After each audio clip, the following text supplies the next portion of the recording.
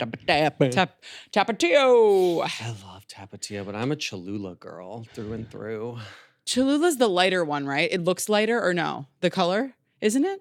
Or no? Light. I think it might be a little bit Cholula? lighter. Cholula is my girl. On some eggs, girl. On some hash browns, girl. I have to figure out which one I am. Miss Lula, I love her.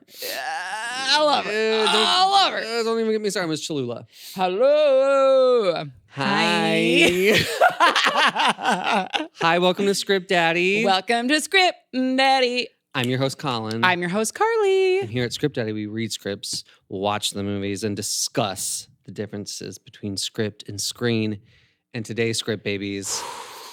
Today is a gorgeous day. Today is a glorious day that Carlie and I were wishing and hoping and praying for that we actually mention. Yes. In episode 2, we have a whole sidebar. Shut up. Do we really? Yes, we have a whole. Well, they would have already heard it by now. Okay. If we don't switch things around, we go on a whole tangent about Hamnet.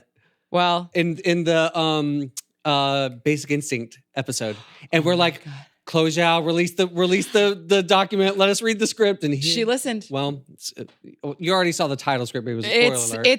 It's Hamnet. Hamnet. We are so thrilled to do this. Like I'm so stoked. Chomping at the bit.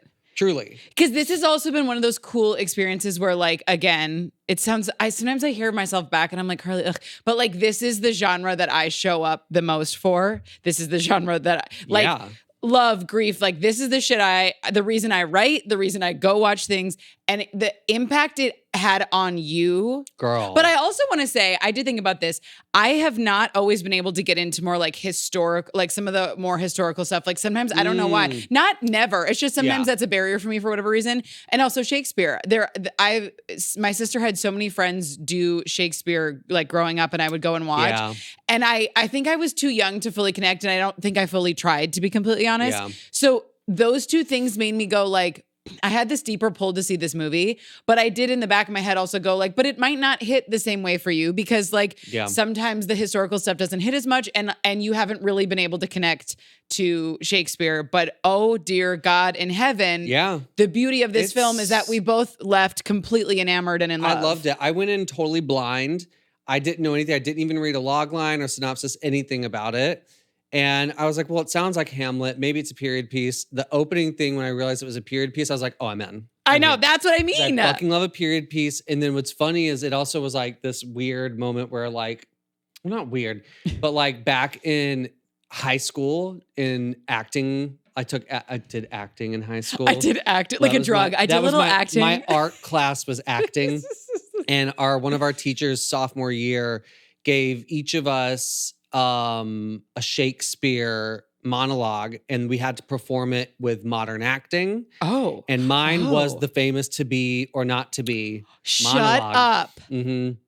Which is just funny. I mean, I remember feeling so daunted by that back then. I mean, yeah. But now, like, just through the act of watching the movie, researching it, reading the script, and everything, I'm just like, it's such a gorgeous monologue. And also, I think was it you who sent me the clip of Chloe Zhao talking about how she even had a little bit of a barrier to some of the Shakespearean parts towards the end of the film, but how Paul said to her, like, if it's performed correctly, you don't have to understand the exact words. And it's true. And I think that's so true. And then I ended up having a sidebar conversation with my client who has done Shakespeare, and she just saw the movie, and she echoed the same thing. She was like, you truly, when it's done right, you don't need to understand. Those actors at the end when he's saying it, like, even though it's in that poetic Old English, in the iambic pentameter, you really you feel everything they're saying, and it just comes right through. You don't need another translation. You and we saw it 2 times because we saw it just because we wanted, we'll watch it again. We'll watch it again. My SAG screener's here, and I'm like, okay, I need to shit because down. Carlie and I, last time we saw it, we were both like, we need to watch this in the privacy of our own home so we can really fucking sob. To cleanse. I need to fucking lose my shit at the end. And in a theater, I feel a little too on display, but like,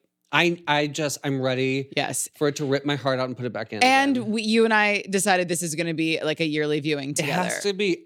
What I've realized is after that last viewing is this is a movie that will age and grow with me as a Yes. human. And I'm going to be able to revisit this movie in different chapters of my life Yes. and glean new nuggets of gold from it, because this story has been fucking channeled from a higher place and brought into our reality Truly. in a way that, like, all art is like that, but certain pieces transcend the medium. Yes. And this is one of those And movies. everything we have learned about it since we saw it, all of the people involved have spoken to the synchronicities that came together for this too.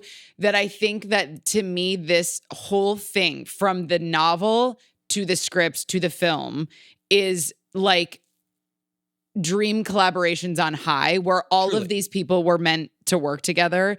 And because, again, I'm so intrigued by adaptation, and I know sometimes we talk about how, like, almost script to screen script to screen is its own form of adaptation. But when we're talking from a more, like, general sense, adapting a novel to a film, whatever, like, it's such an interesting thing. And sometimes the book is, like, good, but then the movie is fantastic or whatever. Right. And this was one we were supposed to do this episode earlier, and I got sick with whatever the hell has been going around LA. And I had time to read the book, and I just kept voice noting Colin with my snotty nose, being like, here's another absolutely stunning, gorgeous bit of writing. And so, like, genius. This was really, like, from start to finish, just, like, top tier. This as a work of storytelling it's magic. Yes. For the author of the book to connect these, and I was well, I'm getting ahead of myself with trivia, but I was reading an interview of her and Chloe Zhao, and the way that this book came to her was she was studying Shakespeare in school, and she was realizing, so a lot of people, like, Hamnet was actually his son. Like, he actually had a son named Hamnet who died, but she's like, they always gloss over it. And no one's connected that the grief of that was put into him writing Hamlet. And she thought that was ridiculous, because they were like, oh, no one knows. And she's like, there's absolutely no way a father lost their son, because they're like infant mortality rates and stuff, or mortality rates were so much higher back then. But she was like, no matter what, it's going to take a toll on someone to watch their child die. Absolutely. And then to see that, and the way she connected the two, well, and that it bothered her too, that, like, no one talks about Agnes. Like, nobody talks about her, and that she wanted something that put the mother and children at the forefront.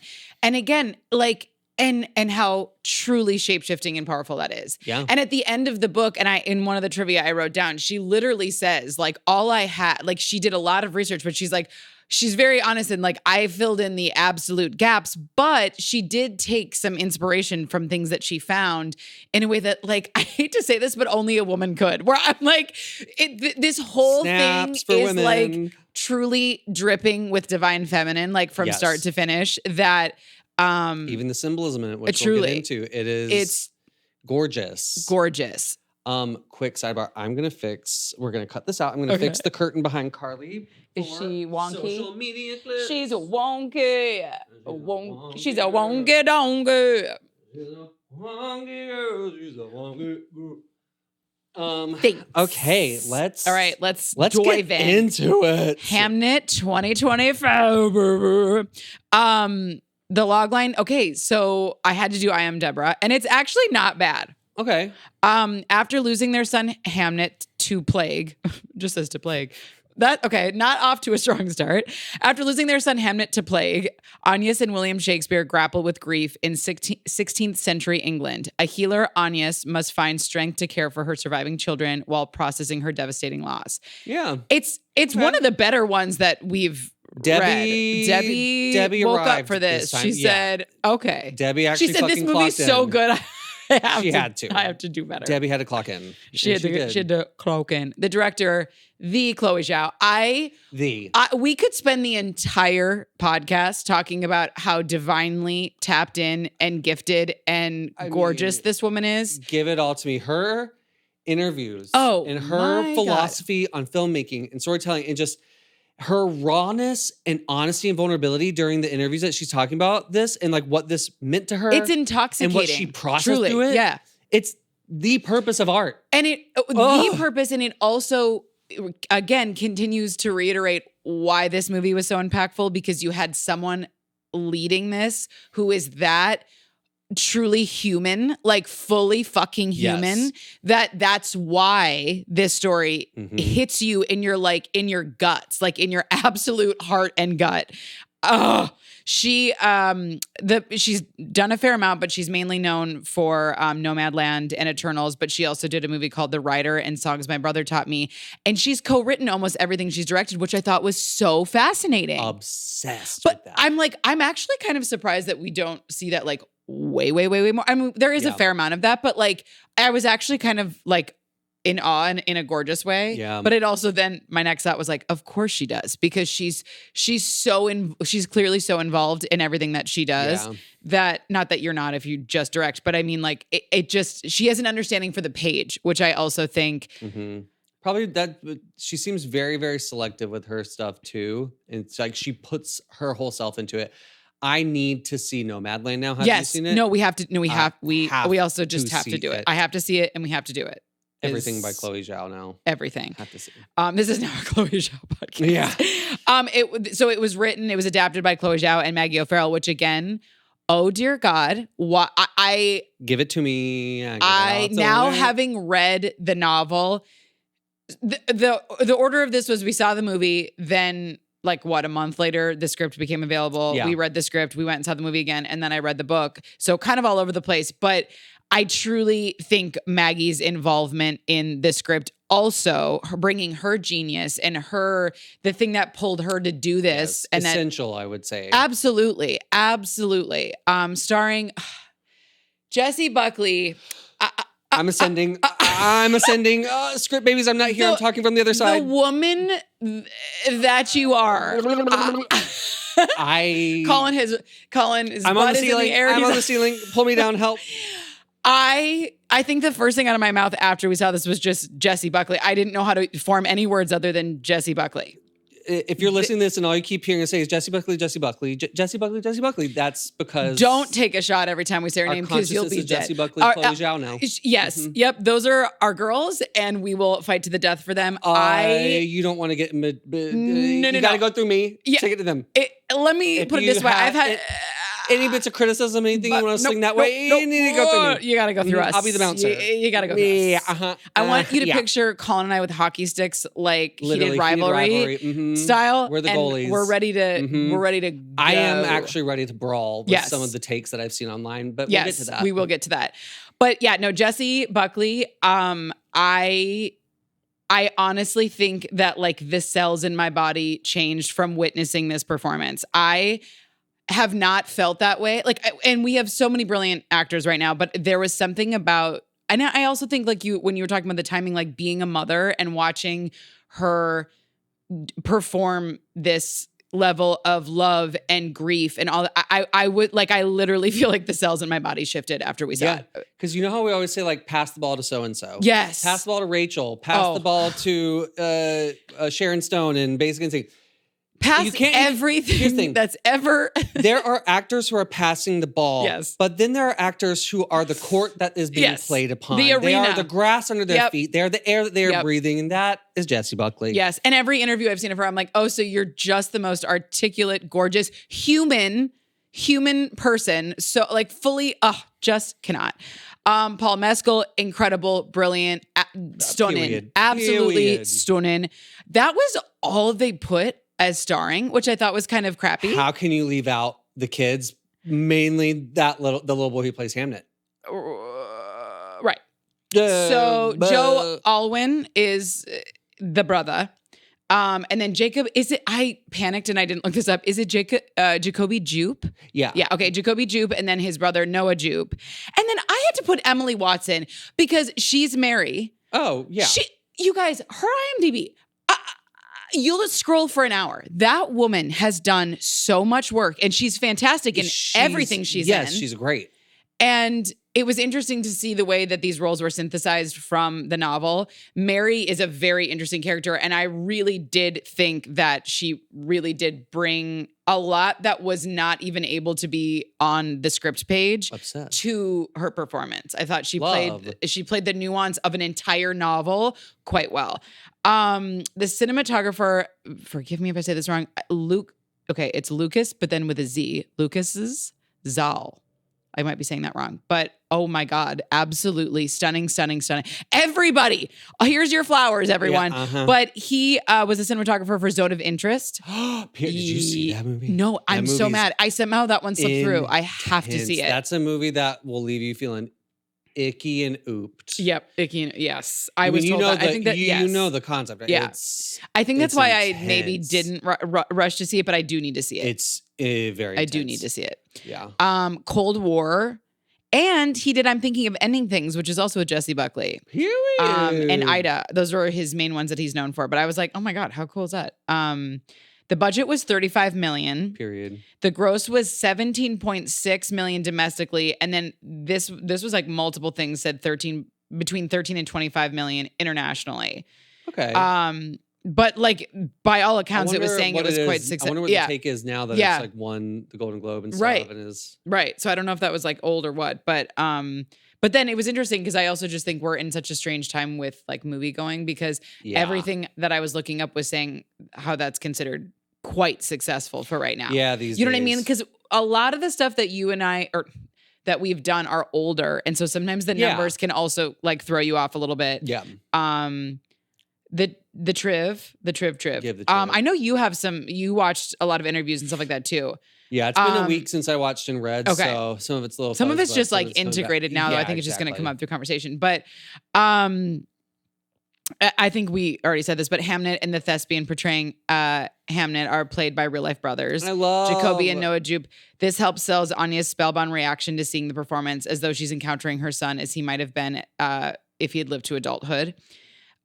Okay, so this is what I was alluding to with Maggie O'Farrell. In the author's note at the end of her novel, O'Farrell acknowledges how little is actually known about Hamnet and his parents, but she informs her story with careful research into the late 16th century and places within that historical context. She researched the period. She said, I got slightly sidetracked by how badly history and scholarships has treated Shakespeare's wife, the woman we've been taught to call Anne Hathaway. We've only ever been given one narrative about her, and most biographies just run with it, which is that she was an illiterate peasant who trapped him into a marriage, that he hated her, and that he ran away to London to get away from her. Oh my God. Yeah. It said, I was like taking this from an interview, to create Agnes's distinct character, O'Farrell reverse engineered it from Shakespeare's plays. What I did was go back to the plays and read around them in a different way, seeing if I could find her, because I always felt that I can see Hamnet in Hamlet, but I was wondering, I thought she must be there as well. One inspiration for Agnes's intuitiveness comes from those rereadings. This is so cool. There's an awful lot of second sight in the plays. Think of Julius Caesar's Oracle, for example. O'Farrell says the fictional Agnes's knowledge of herbs and potions has its counterpart in the plays too, notably in Ophelia's monologue in Hamlet when she seems to be going mad and hands flowers and plants to other characters with lines including, "Rosemary, that's for remembrance." I read that every household had at the time a medicine garden, says O'Farrell, and it would have been the responsibility of women of the house, the matriarch, to know how to make medicines and treat ailments. It would not have been something that men knew about. For this speech, O'Farrell says she could imagine Shakespeare relying on his wife's expertise. So again, she really got in the weeds to I don't know, project intuition and things like that on her. Yeah. But I was so struck by this idea of how important it is to follow the things that kind of haunt you. Yeah. Because the story that this woman wrote, and again, this movie is brilliant, and I cannot, if you enjoy this film, I cannot recommend the novel enough because she really deep dives Agnes like even more, where you really get to see how tapped in and how much of a gift this woman has, almost like a full-blown psychic without saying it. And it's so beautiful, but it's so like, it's not, I don't know, I can't even really do justice to how well it's articulated and how interesting it's articulated on the page. But I just thought like that she went through the plays looking for her and was going like, there's so much second sight in the plays, and that she was putting some of that at Agnes's her influence. To reread these famous works, but from a completely different lens of trying to find the influence of his wife on him that he would infuse in his stories is gorgeous. And then to synthesize that with real historical data of like the medicine garden and just like the knowledge that only women would know that and these things, Genius. Absolutely genius. And then the only other, I thought this was so interesting. At Chloe's request, Paul Mescal got genuinely drunk for the scene in which Shakespeare is drunk. Paul said it was a fun experiment, but he admitted he was hungover the next day. Damn, but honestly, one of the most impactful scenes I felt of the entire film, specifically for his character. It's so raw. And I saw an interview clip of him where he was saying like he'd always been interested in like exploring that while filming, but he never a vulnerable felt like thing to do. quite, My God. like, safe to do it. But that this production was a place that he knew he could. And it worked, man, because I mean, I didn't know that when I saw it, but you and I were talking about that scene afterwards, and I was like, it felt like you could feel the visceral, like the animals inside, where it was like they were competing for who got to speak, who got to within him. And they reference that on the page a lot, like how each of them have this animal inside. That's in the novel a lot as well. And it's just stunning. It's absolutely stunning. Okay, what is your script score, darling? I'm sure it's a big surprise. It's a 10 out of fucking 10. Big surprise. Mine's a 10 out of 10 too. 10 out of absolute 10. It could be no less. It could, 100 out of 10, a million out of 10. It's everything. This is by far my favorite film of this year. Same. By a lot. I keep coming back to it mentally. I keep thinking about it, and it's just so. I'm probably going to say this. My buzzword of this is probably going to be transcended. Yes, this story. But it's the perfect word for it. It transcends the medium. Yeah. It's an archetypal story of the human condition. Yes. And it's gorgeous. So this is what I wrote after reading. I said, this is by far one of the most beautiful, devastating, and rewarding scripts I've ever read. From the prose to the dialogue to the incredible symbolism woven throughout, this story is a portal to the divine. The raw power of women, the way art bridges the gap between our world and the spiritual, the portal of transformation that grief provides, all the messaging and themes are so expertly crafted that at times I felt transcended. Chloe Zhao provides readers with the opportunity to peek through the veil with this script in ways that make you feel part of the journey yourself, because what's explored are archetypes that are intrinsic to the human condition.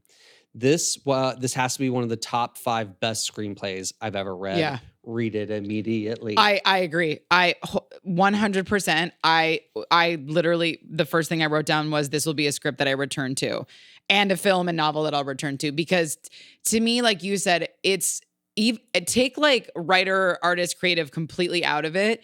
It is such an overwhelmingly human story. Yes. And when you're in the right place, it takes you through the cycle of grief. Now, grief is an endless cycle, to be fair, but it, like anything, is a cycle. Yeah. And it's kind of like one that you, once you're in it, you're always going to be in it. But the genius of this film that really hit me the second time we saw it was like, if you are in the right place from start to finish, you are taken through the beginning, middle, and end of a grief cycle. Yeah. And the power of that is so beyond. No, we're good. Okay. But I also think, not to get too ahead of myself, but I think that's also why certain people aren't able to receive it and able to sit down with it, because you do have to allow yourself to open up. It's going to crack you open. You have to be willing to be vulnerable in a public setting. Yeah. Because that ending, it fucking hits you. And you know what? Obviously it is this. I just hadn't cognitively put into words like that it is the grief cycle. Yeah. Especially with that ending. The way, like, when you finally integrate grief into your life, it is almost, euphoric might not be the right word, but it's transcendent. It's a transcendent experience. It's a portal, yeah. When you finally wake up that one day and you realize, okay, I can live with this. Yeah. And you find the beauty in the lesson that grief brings you. And that's exactly what the ending is. And it's not that it makes grief it's not even that it makes it easier. It's just a different, it's almost like you get to walk with it opposed to being crushed by it. Yeah. When you allow the cycle to continuously come through you over and over and over again. Because again, it's not a one-time thing, it's a forever thing. But the movie in and of itself is a cycle you can sit through. And that's why, even if you're not sitting, it almost subconsciously forces you to deal with your own grief by sitting through this family's cycle. Yes. but without putting you in a silo as well. Agreed. Because the ending shows. Yes. So the whole through line is we're experiencing this family's grief, and it could very much be seen as like, because grief, when you're really in the depths of it, it feels like it's you against the world. Yeah. No one else could feel as awful as and you're then it's going to feeling swallow right now. you whole. Yeah. And then the ending shows you how grief is one of those great unifiers of humanity, especially in the backdrop of the plague happening. And everyone in that audience has experienced deep loss and grief. And they are all brought to this place of unification through this performance and this beautiful art that he made through his grief.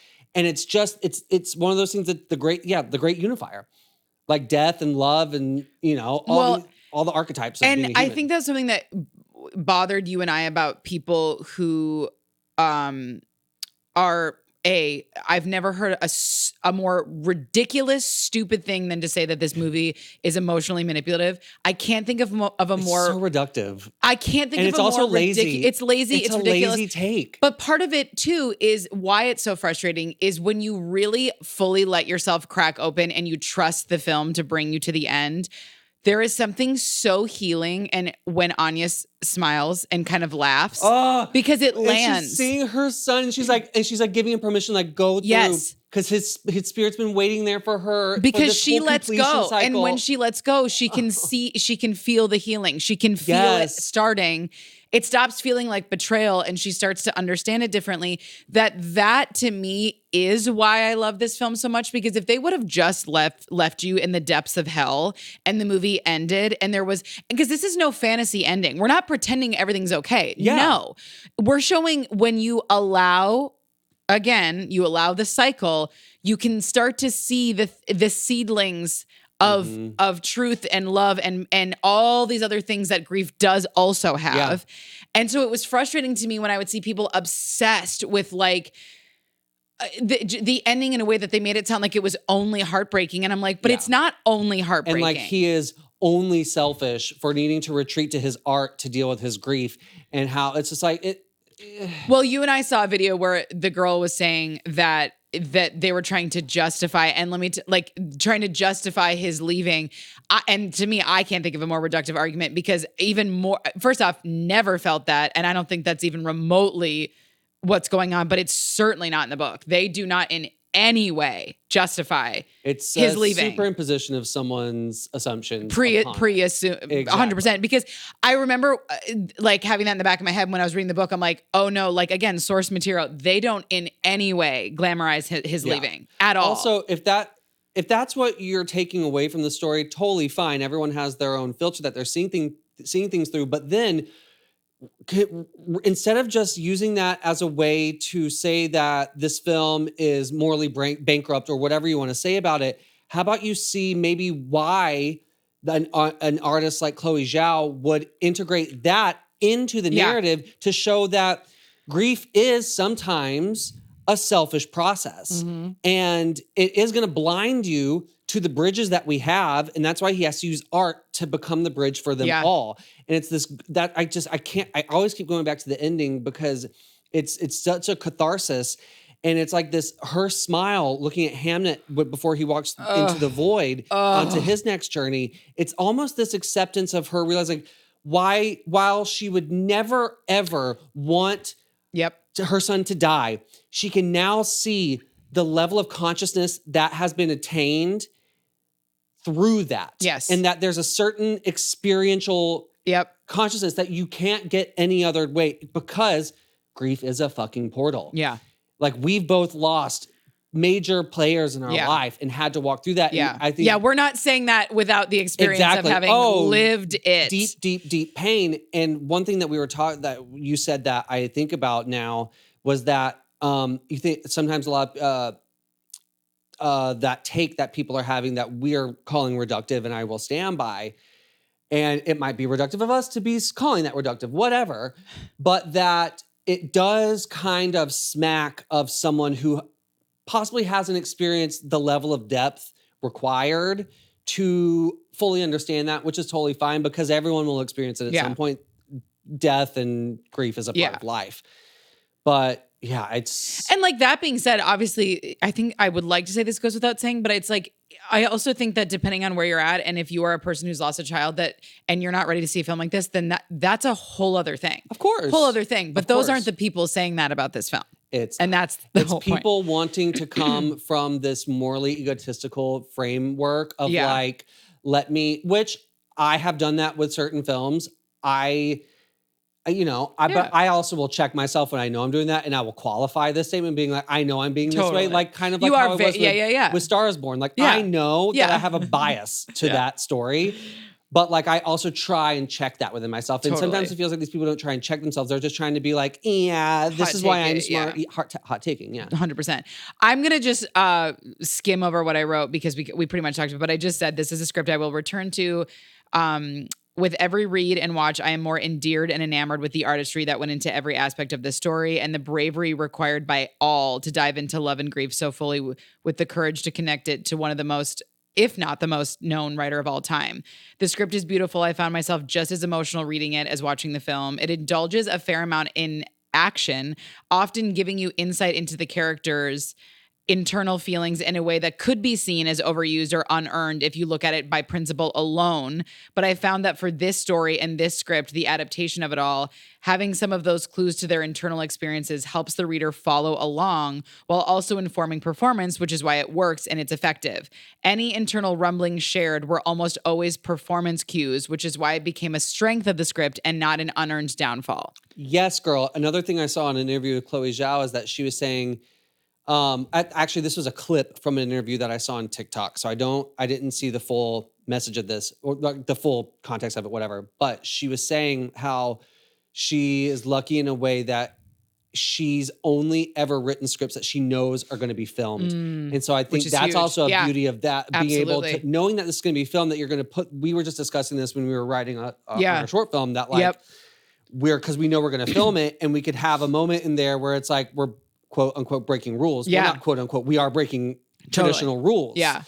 By giving a little bit more than someone could know or playing with certain things. But we mirrored something that we saw in the Harry Met Sally script. So if you haven't listened to that episode, go listen. One of the things Colin and I talked about after we saw Hamnet the second time was one of the cool things about this podcast, but more than anything is writing, is realizing we were literally like when Harry Met Sally could not be more different from like what we're writing or like these different or this script. Yeah. And yet there are tools you can use as a writer that defy genre that work. And we were talking about that. We were saying like I have found myself making parallels to films that probably should never be compared. It's hilarious. But there's something gorgeous about finding a through line to movies, no matter what the genre is. Yeah, we compared one film to like it wasn't a comparison, but it was like a thing that we connected to Moonlight. That's right. And it was. I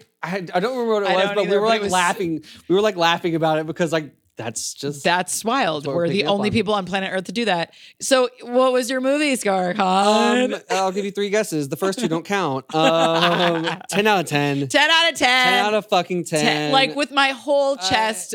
10 out of 10. 10 out of 10. And more. This is what I wrote after watching the movie for the second time. I said, this movie cracks you open, then pieces you back together in a celebration of life. This movie cracks you open, then pieces you back together in a celebration of all life has to offer, particularly through highlighting the sublime within the tragic. The way Chloe Zhao shows the importance of art's role in helping us process and come to terms with our trauma is something so raw and beautiful that I find myself thinking about this movie for days on end, desiring to jump back in and explore its depths once more.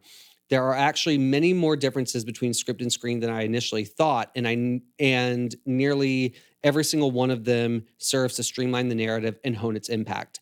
As with the script, I'm particularly in love with Zhao's use of symbolism to highlight the theme and messaging of the story, utilizing the deep, ancient archetypes at play to show the contrast between characters and their interplay upon each other, like a beautiful cinematic yin and yang.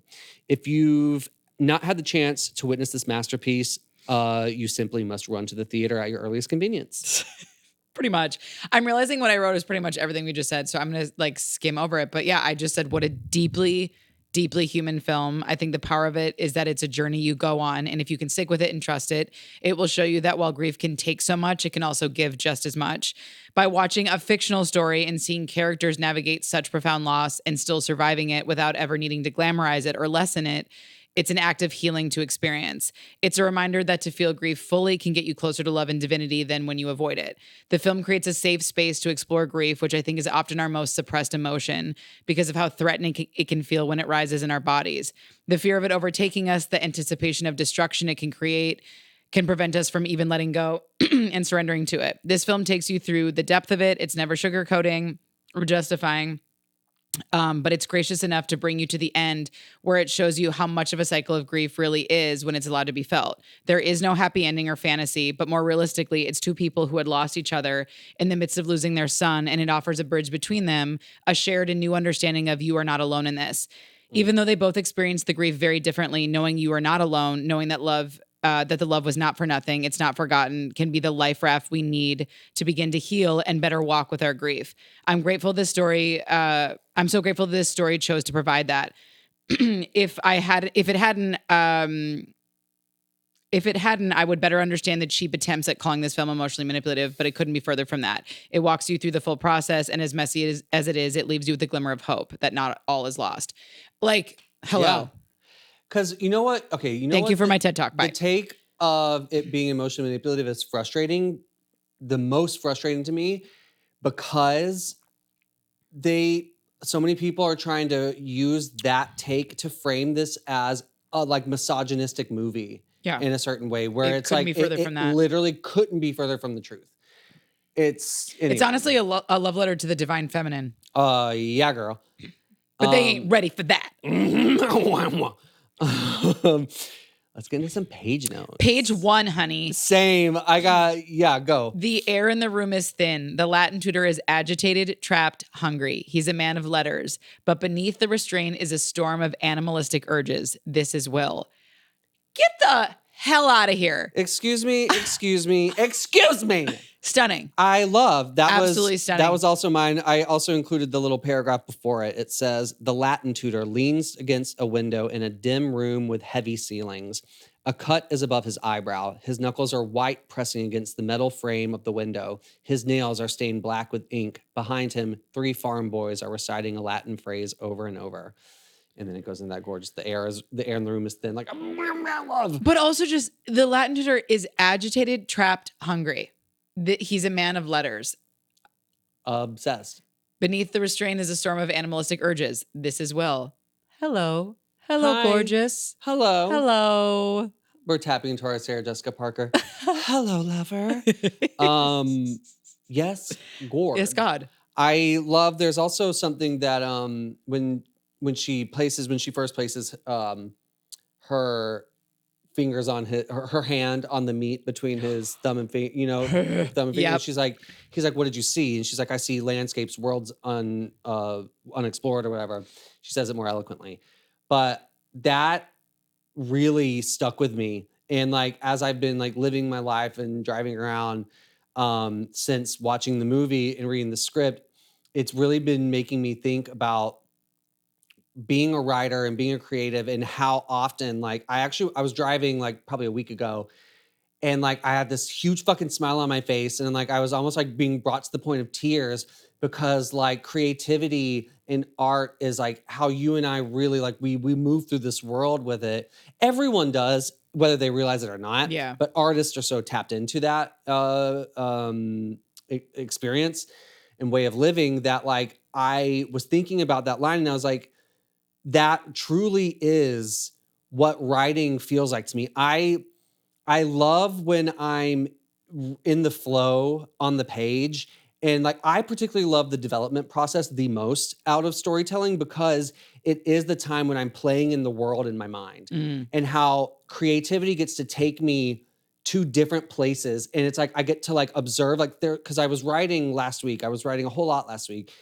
And I've realized this before, but like, when you can realize things multiple times, but then there's a certain time when you realize it and it like fucking hits. Oh yeah. I was writing and I was realizing like in that moment, I was because I see everything so vividly in my mind's eye when I'm writing. I see the characters, I hear their voices. I can like almost smell things, whatever. I see the lighting. It's very, very vivid. And I was honing dialogue in my Sasquatch attacks found footage movie, which is hilarious. And it's very It's good. just like a fun passion project. That was actually reductive. It's great. I love it. Anyway, I was honing the dialogue and I realized in that moment, I was waiting to see what the character was going to do next in my mind and how almost psychotic creativity can be in that way. Oh, yeah. Where it's like I'm sitting here playing with the people in my mind in a world that I've explored, that I've created. I'm the god here in this world, watching down on my like creations. And it made me think of Hamnet. And I was like, and the world's unexplored, and just like it's so gorgeous. There's so many, like, that's why like this story has so much to offer on so many different levels. Truly.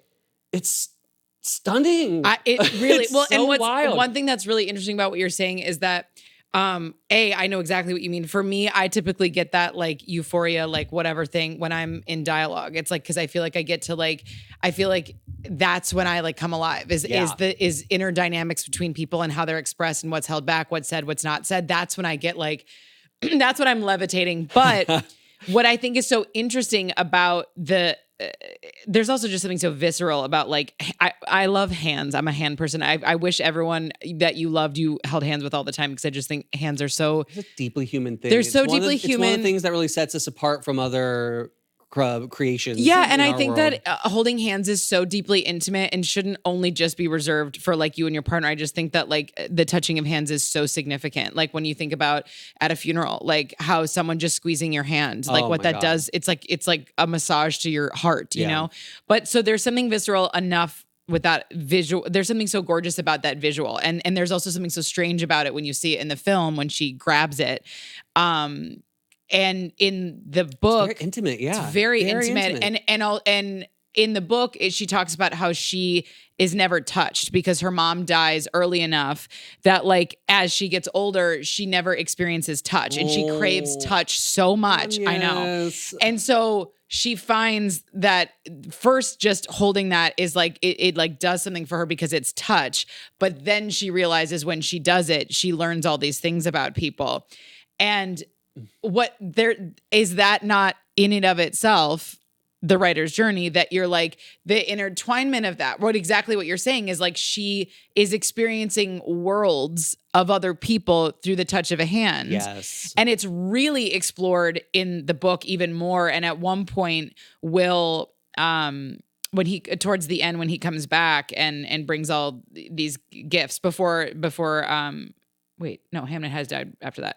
When he brings all the gifts and they're like arguing and stuff, he's like, you have no idea what it's like to be married to you, where I can't ever surprise you because you always know everything. And she says, but that's not my fault. I don't do that on purpose. And I think that that's also a metaphor for being a writer and being a creative, where like, we can't help but experience the world the way that we do. Yeah. And I can't help the fact that like there are times in the middle of dinner, I'm like silent and Scott's like, what's up? And I'm like, I just like had some dialogue come through. Give me one sec, you know, like but also like, thank God for that, because we are able to do what this movie does, which is we bridge the gap between things. We help people feel stuff. So, but that's what I think is so interesting about the story, is it does mirror so much of a creative or a writer's journey through Anya's too, through that, her intuition, through her subconscious. Like for her, it's very specific, but I think it speaks to like the artist's soul so much, because it is a living in multiple worlds that some people cannot in any way relate to and demonize, or because they don't understand. Totally.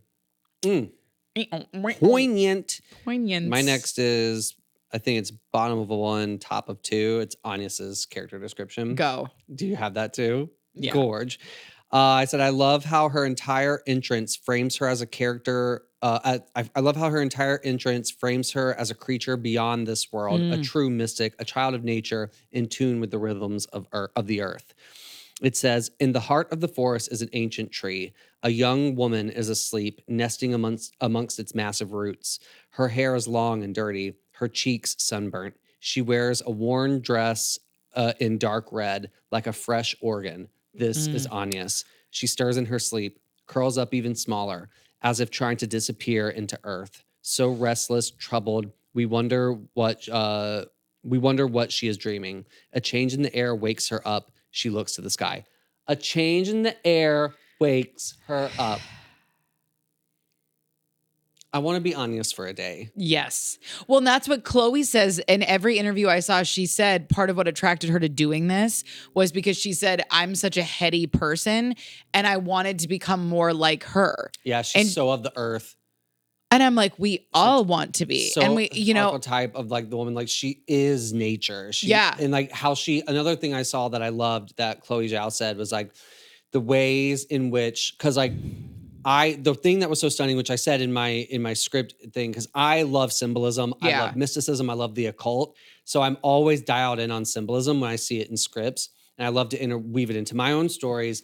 But what struck me on first watching the movie, back in like November, December, whenever we saw it first, I was like, holy shit, the symbolism, the archetypal symbolism of like voids, the color red, the color blue, like trees, nature, all these things, and like the rowan tree, which is hit more on the page. Anyway, I'm getting beyond myself. Okay, so when I saw the symbolism like hit me, and my first thought after watching it of wanting to read the script was, I pray, whether it's on the page or not, I love that's in the movie, but I'm really interested to see if this is on the page. And my God, it is. Yeah, it really is. And so Chloe Zhao was saying how she utilized archetypes and symbolism in the narrative to hit the audience on a subconscious level. And because it's an art symbol, so using symbols is almost a fringe art form these days. Mm-hmm. Things, especially in the days where, Netflix is giving notes to creatives that they need to at least 3 times throughout the script remind the reader what the narrative is, what the plot is, because people are on their phones while they're watching it. Like, I'm sorry, put a bullet in my brain. That is so annoying. But then like how people have forgotten the importance of symbolism. Oh my God. And it's another one of those things. It's a great connector of humans. Absolutely. And you really feel it on the page. The Joseph Campbell of it all. Period. Exactly. And Agnes and Will as characters are the yin and yang, the divine masculine, the divine feminine. Absolutely. And what she was saying is how like them being these archetypes is also shown up in the way that they take care of themselves. Agnes has to run to the earth, back into the forest, connect with the roots. She is the earth element. Mm-hmm. And like red, that color red is like, that's passion, that's blood, that's menstruation, that's death, that's rebirth. Red is the most visible color. Red is such an earthly human color. And then Will is blue, sky, mind, like just all these things. And that's how she was saying Agnes has to run to the forest and connect with the earth. And Will, in order to bring his full expression into life, Will has to cut down the trees and hone them and make a theater out of it. And what a gorgeous example of the divine masculine. Truly. Of being like the spearhead in the world and like bringing things into fruition, like bringing it out of the void of the divine creation that is a woman. And just like, I'm about to explode. I also love think it. too that it's like the movie explores like sacrifice that goes into different things where it's like there are sacrifices that come with being a mother that like our culture likes to ignore, but that like that there's so much expectation of mothers and there's so much sacrifice built into that you see with Agnes. Like she has all these, and again, it's even more explored in the book, but like she has all these gifts. And in the novel, you see that like she is, you see her healing people a lot. Like people come to their home for ailments, for this, for that. So it's like very much part of her. And, but that as soon as this happens with the twins and she realizes like she has a baby she didn't expect and this paranoia is in her. And, when Will comes back and is like, you're never going to move to London. Cause she's like, well, she's talking about all the seasons and all those things like that.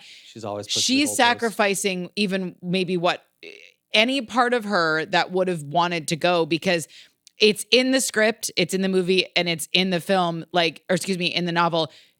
Anya's planned to go to London. Oh. She like that. It was like, we're going to get out of here. We're going to go. Our family's going to meet you. We're going to leave some of this stuff behind. Like that. They don't necessarily say that she like mourns not going, but like the plan was 100%. We are going. Yeah. And the interesting part was like her sacrifice being that like she is the reason Will goes. And that's hit even harder in the novel. It is literally her idea. She takes it to her brother, like in the movie. And it's that double-edged and sword. The script, when she needs him to stay, but she's given him this pathway. She's helped him realize part of himself that he wasn't able to see. And how much she's sacrificing of her own experience by knowing he needs to go and do this and honoring that. But then also what he sacrifices in that, you know, and again, I think it's easier to put it through like this really negative scope, but like that he isn't with his family. He is, you know, in a totally different place, isolated from these different things that like, I just think it plays into an interesting thing. I just think it explores sacrifice on both of their parts in an interesting way. Yeah, absolutely. That's neither like good or bad. It's just an exploration. Yeah. But just like everyone has experienced that thing of like encouraging someone to do something, but then the second like that they really go and do that, and there's that part of yourself that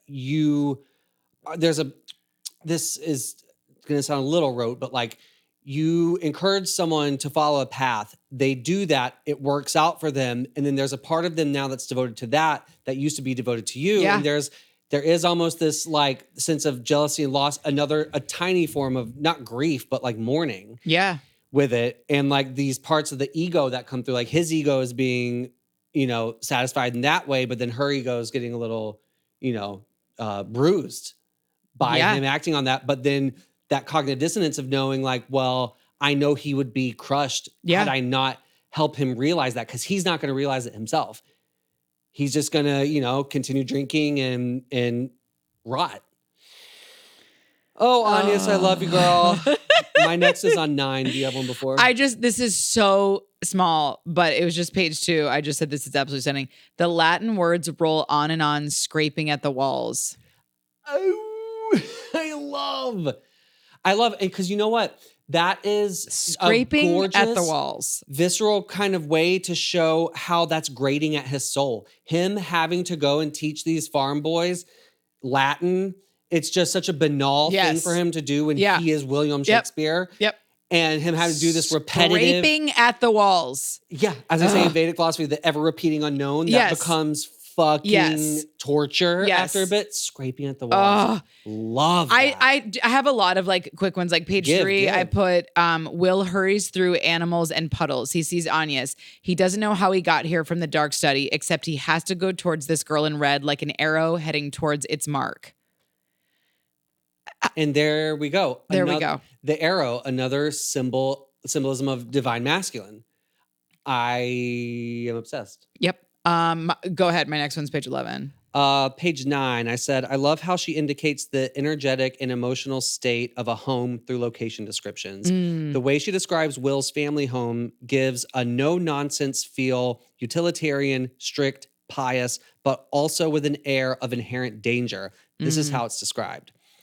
Will enters into the dark passageway. Also, passageways are a big symbol here too. It's all transitory. A lot of like symbolism of like transitioning, which this film is about the transition of what grief is as a portal. So it says Will enters Will enters into the dark passageway. The air is even thinner here. This is the home of a glover.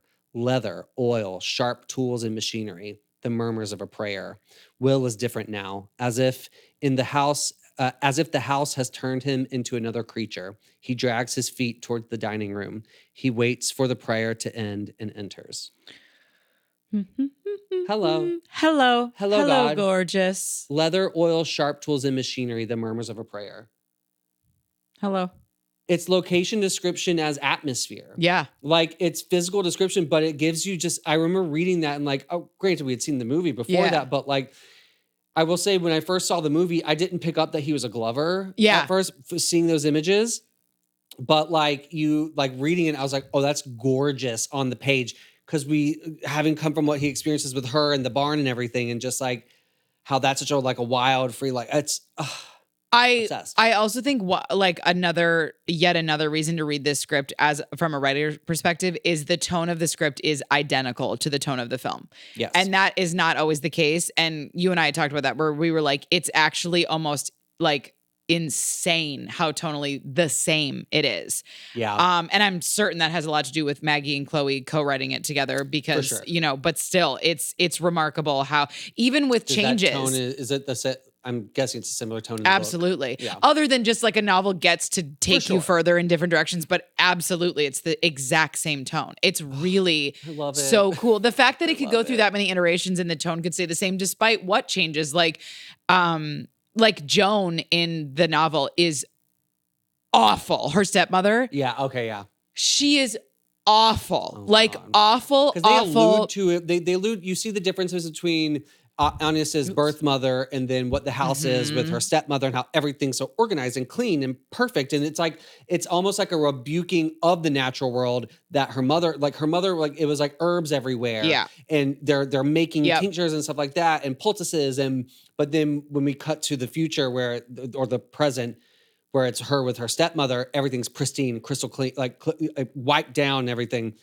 What's interesting is like in the book, Joan is not like, because in the movie, Joan's like kind of like this beautiful, like in the book, she's like not necessarily beautiful. And she's kind of, and they have this fun thing where like, they kind of show you two perspectives where like on one hand, they insinuate that like when Joan gets married to the father and inherits this farm and all this, that like these bad things start happening to her that she blames on Agnes being a witch. But it's also like, or are you like if the bread doesn't rise, it's because Agnes did a spell where it's like, or did the bread just not rise? But then like, they kind of flirt with like, but all of a sudden she has like these warts and Agnes is kind of like, they don't really tell you if she did or didn't do it. That's a dangerous time. Everything was so superstitious. And what's gorgeous about the novel is it doesn't tell you which is the truth. It shows you kind of both perspectives a little bit. Obsessed. How like they do definitely play around with Agnes being, she knows her gift. She knows how to play with this, do that. You know, if you do that. Subscribe to Agnes doing her little thing. Yes. But like Joan like beats up Agnes when she finds out she's pregnant.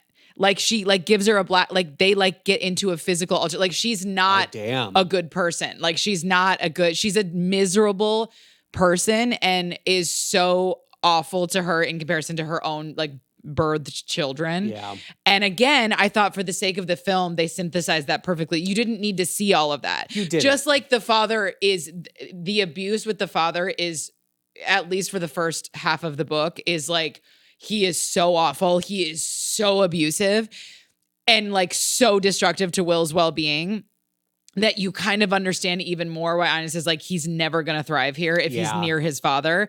But again, the movie in a movie way perfectly synthesizes. Yeah. You don't need to see more of his dad beating him up or hurting anybody. The journey is Will and Agnes. Yeah. Because he even hurts Hamnet in the book, like in the very beginning. Like John is just abusive. And then weirdly in the second half of the book, he kind of is more of like, you don't really hear about that as much. But again, for the sake of adaptation, like if you want to go on the journey of reading the novel to the script to the book, like it's a masterclass in what to keep and what not to keep. Because I really did find in the novel, while I really enjoyed getting to learn more about these characters, I ultimately agreed with every single thing they chose to take out. Because you were like, no, they alluded to all of it. Yeah. But they didn't have to really take you through all of it. But yeah, like Joan sucks.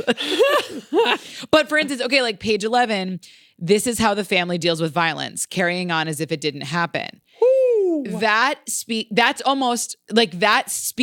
so much. Instead of having to have scenes upon scenes upon scenes, as a reader, there's just enough violence with the dad and the tone in the script for you to go like, ooh, he's abusive. This is just the baseline of the house. We just move on with it. And it informs all of the actors in the scenes with John. Yeah. How like Mary, like she just looks down. Like when he's like, you know what I mean? When he hits Will at the table, everyone's just they just keep going as if it didn't happen. And I thought that again, even though there is a lot of action in this script, it also, the word choice is always so thoughtful and profound. Yes. Like this is how this family deals with violence. They just carry on.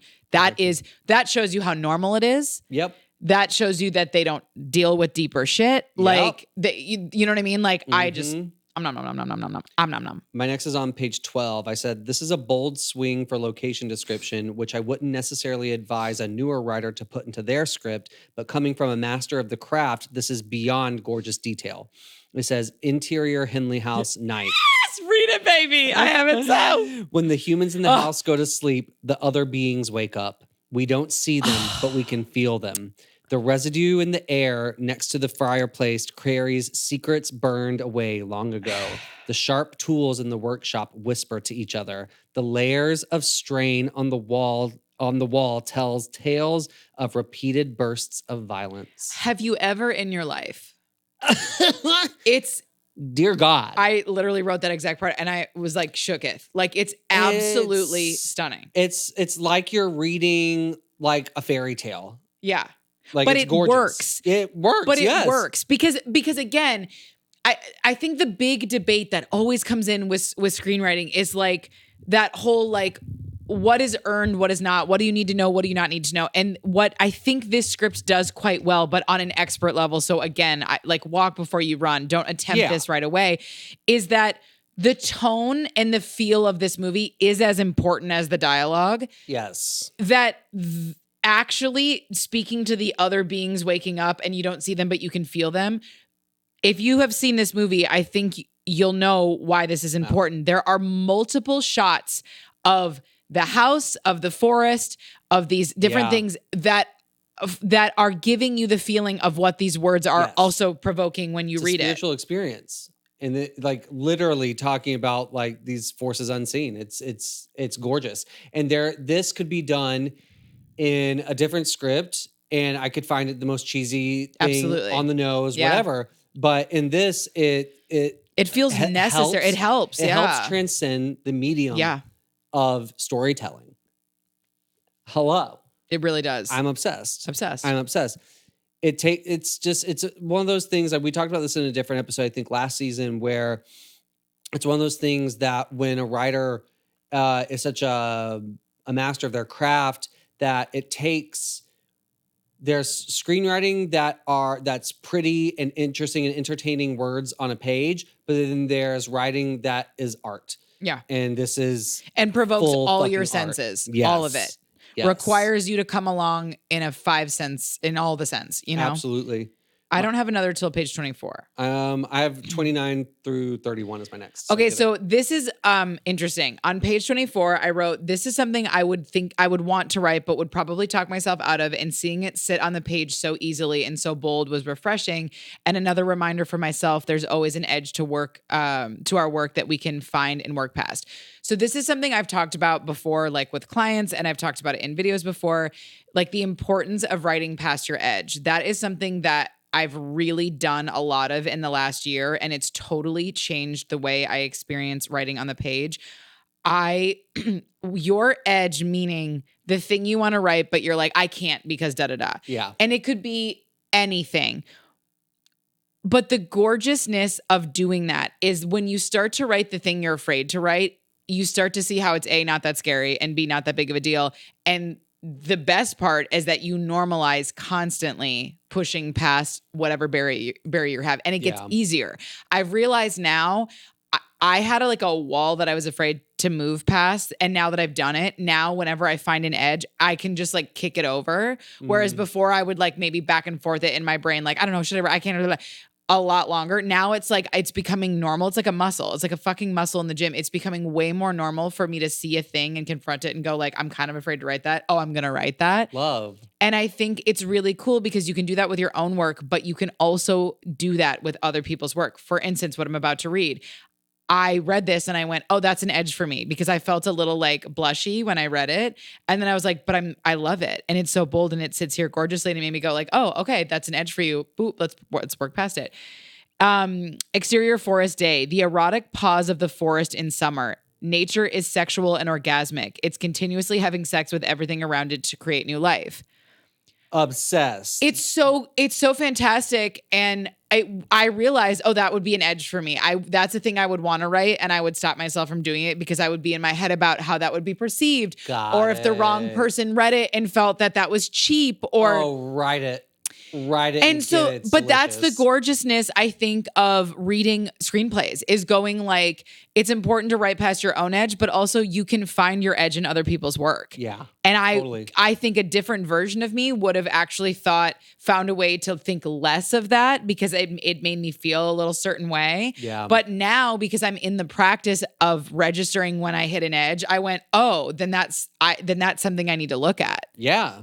So it was like Yeah. a really cool moment where I was like, oh, this has nothing really to do with like the story or any of that, but it was like it was a personal moment of going like, that made me feel a certain type of way. Let me sit with it. Oh no, it's not that I'm jealous. It's more going like, oh, I actually admire the bravery of that. For sure. And it's also another one of those things that, like, again, in the context of another script, I would see something along those lines and be like, that's not necessarily that's breaking rules in a bad way. But in the context of this script, it completely adds to the tone and the feel of this movie. Like, that is such an evocative paragraph right there to experience as a reader. Absolutely. And it just informs so much of the movie of just like, again, the spiritual nature of this and the archetypal nature of this birth, rebirth, creation that we have here. It's just, that is. Well, and what's interesting about what you just said so is gorgeous. I think it further nails what I'm trying to say, which is like, it's always a risk. You could have read that and you could have read it in this script, even though you loved it and gone like, oh, that wasn't needed.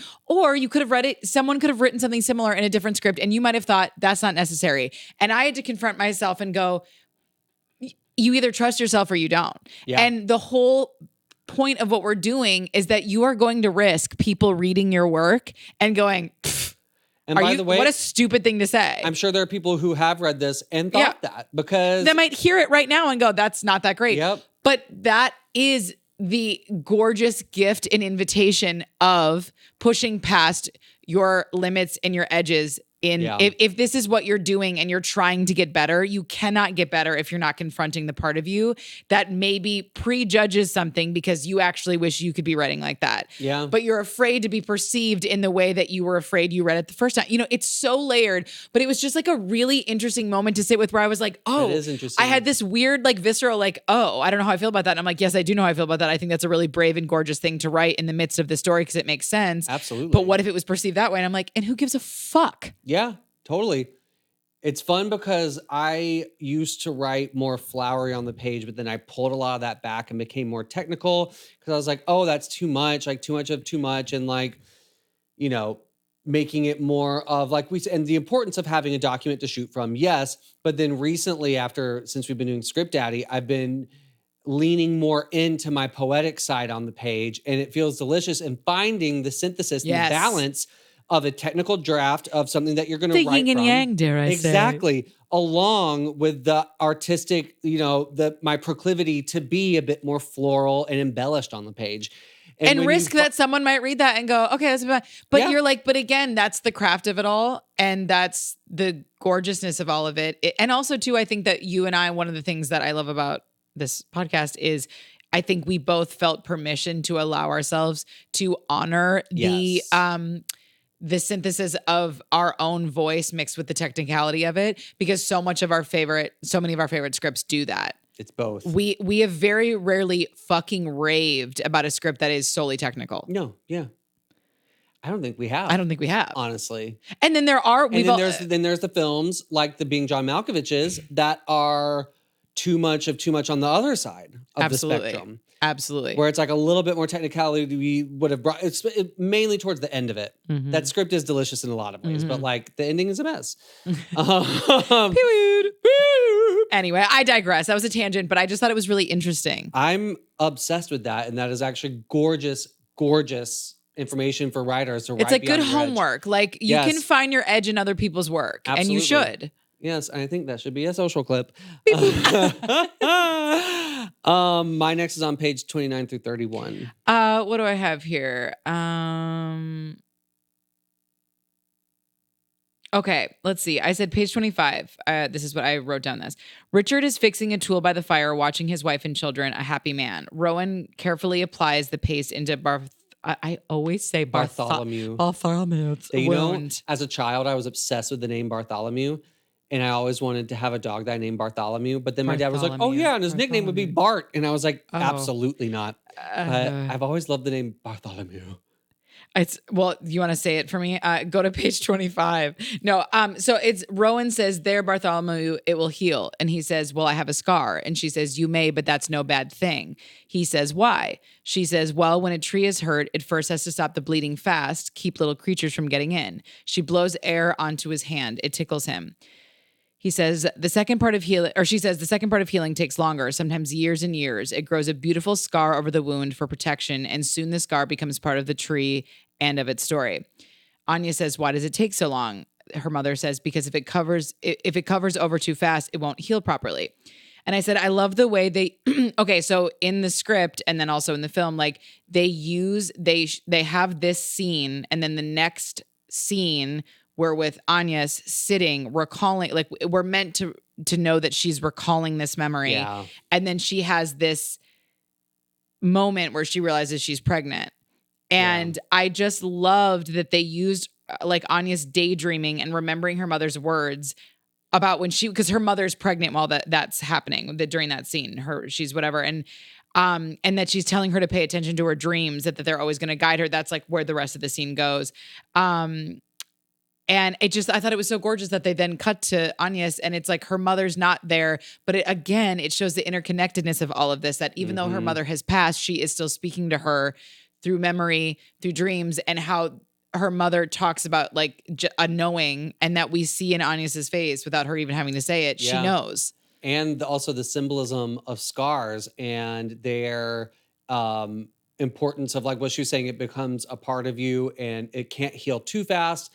And that's so much of this story talks about the grief process and having to take it as it comes. Yep. And then being able to find the beauty in the healing of it, and how her then like the contrast of going from that to her being pregnant, and then ultimately one of her pregnancies, one of her children that she loses is going to be that scar that she has to come to terms with. That's going to bring her closure, but also just like transcendence. Absolutely. It's gorgeous. Gorgeous girls write scripts. I might need that on a t-shirt. Gorgeous girls write scripts. Merch. Ooh, merchy. Merch drop. Ooh, we might have to do a little limited dish on that because I need that. Yes. Okay, what's your my next one's 30. So it's page 29 through 31. I love the scene between Agnes and Bartholomew when she's asking him for his permission to marry Will. I said the scene between Agnes and her brother Bartholomew as she's telling him why she has to marry Will is so beautiful. The soft tenderness of their love for each other as siblings is so gentle, accentuated by their remembrance of their mother who strove to instill such love within them. I particularly love this line of action when Agnes starts the 9-herb chant. It says, Bartholomew looks around, a little embarrassed. His sister is so weird, but that only makes him love her more. He gives in and starts to chant with her. She smiles wide. I love that moment of them showing their love and bond as siblings, and how he loves her enough that he's going to put his ego aside because he trusts his sister and her abilities and her knowing. And it's just, he places her above him in this moment. And in that time period, him as a man could absolutely be like, fucking hell no. And like, we could probably go even further with her being pregnant out of wedlock. Oh, yeah. It's so gorgeous. If you love them in the script and in the movie, you will really love them in the novel because they go even deeper into their relationship, and he is the best brother.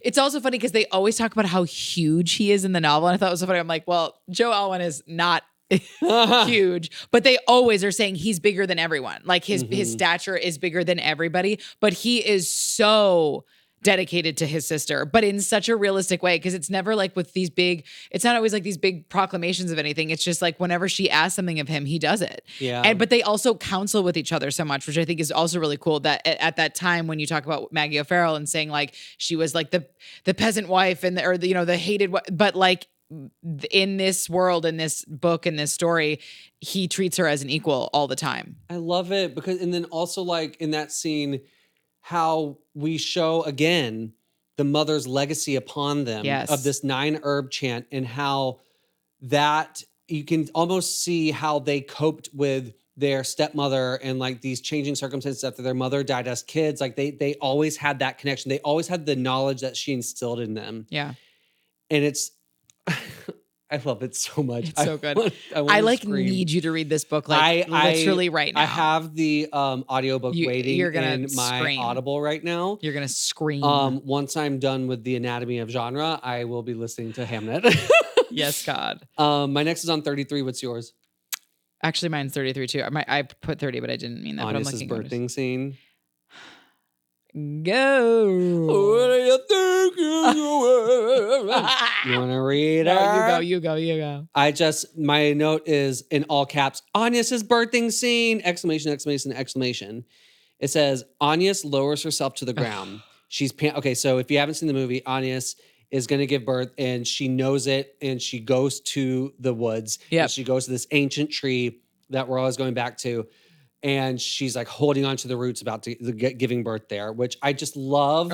That stunning. The only witness to her birth is her in nature. Yes. And it's...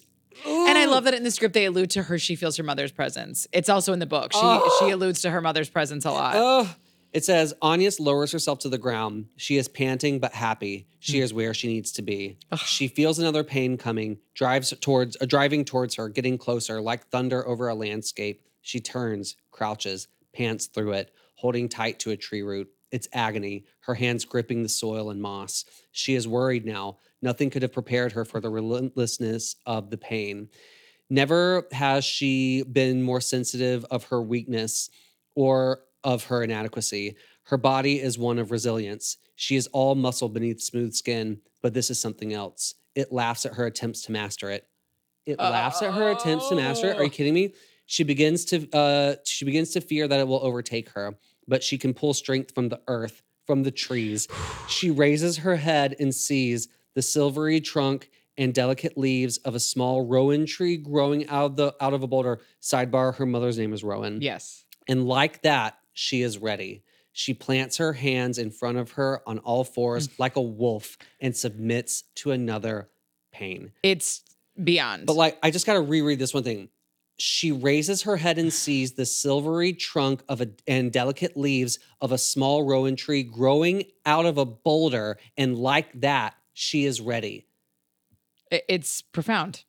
Because while you're reading it, you already know that Rowan is the name of her mother. Yeah. And so in the script, that's their way of, without saying it in the blunt way, that's their way of saying her mother gives her the strength to do it. It's gorgeous.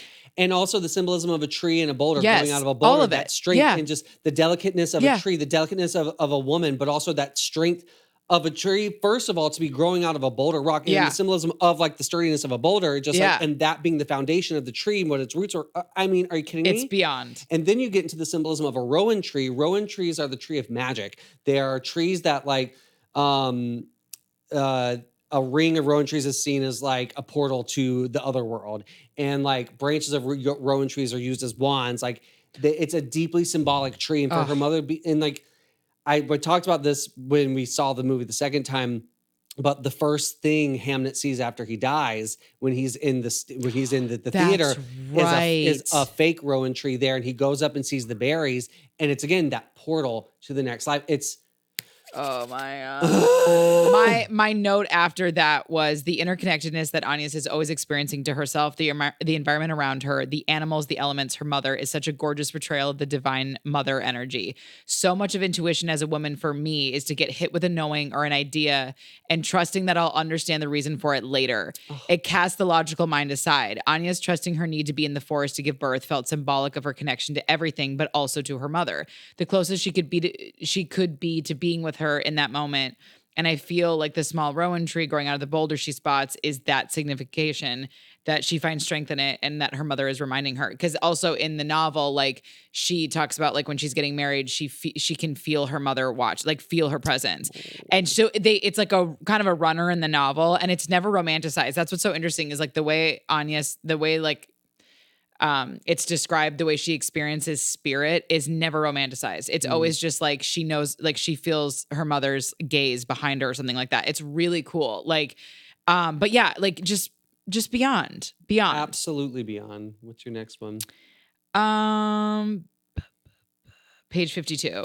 Okay, I have 35 through 37. Okay. I said, oh, this didn't make it to the movie, but it's in the book. When I read this, I was convinced that this was in the movie. I like saw it in my mind and everything. It says, when Agnes can smell the rot of Will's mental decay in the air because the provincial life is killing him from the inside out. I said, this is storytelling, people. I love that. And she's like, do you smell that? What's that smell? Yeah. She's searching the house. What's that smell? I wish it was in the movie. Rot. It's not, but it's I read that passage to you from the novel because it's profound. It's beyond. I can almost see why it's not in the movie. Yeah, maybe it would be a little bit too amorphous for people to connect. But I think we would have gotten it. I think a lot of people would have gotten it. Yeah. But like on the page, because I knew immediately. Yeah, it's his rotting mental state, and that again, this ability for her, and that's why she knew she had to create this pathway for him out. She loves him enough that she's like, I know I won't be able to go with you right now. There's another baby on the way. And by the way, it's going to be here by the end of winter, knowing he probably won't be there for the birth. And that she's stuck with his family. Yeah. Who doesn't want her, by the way. God, I love it so much. No.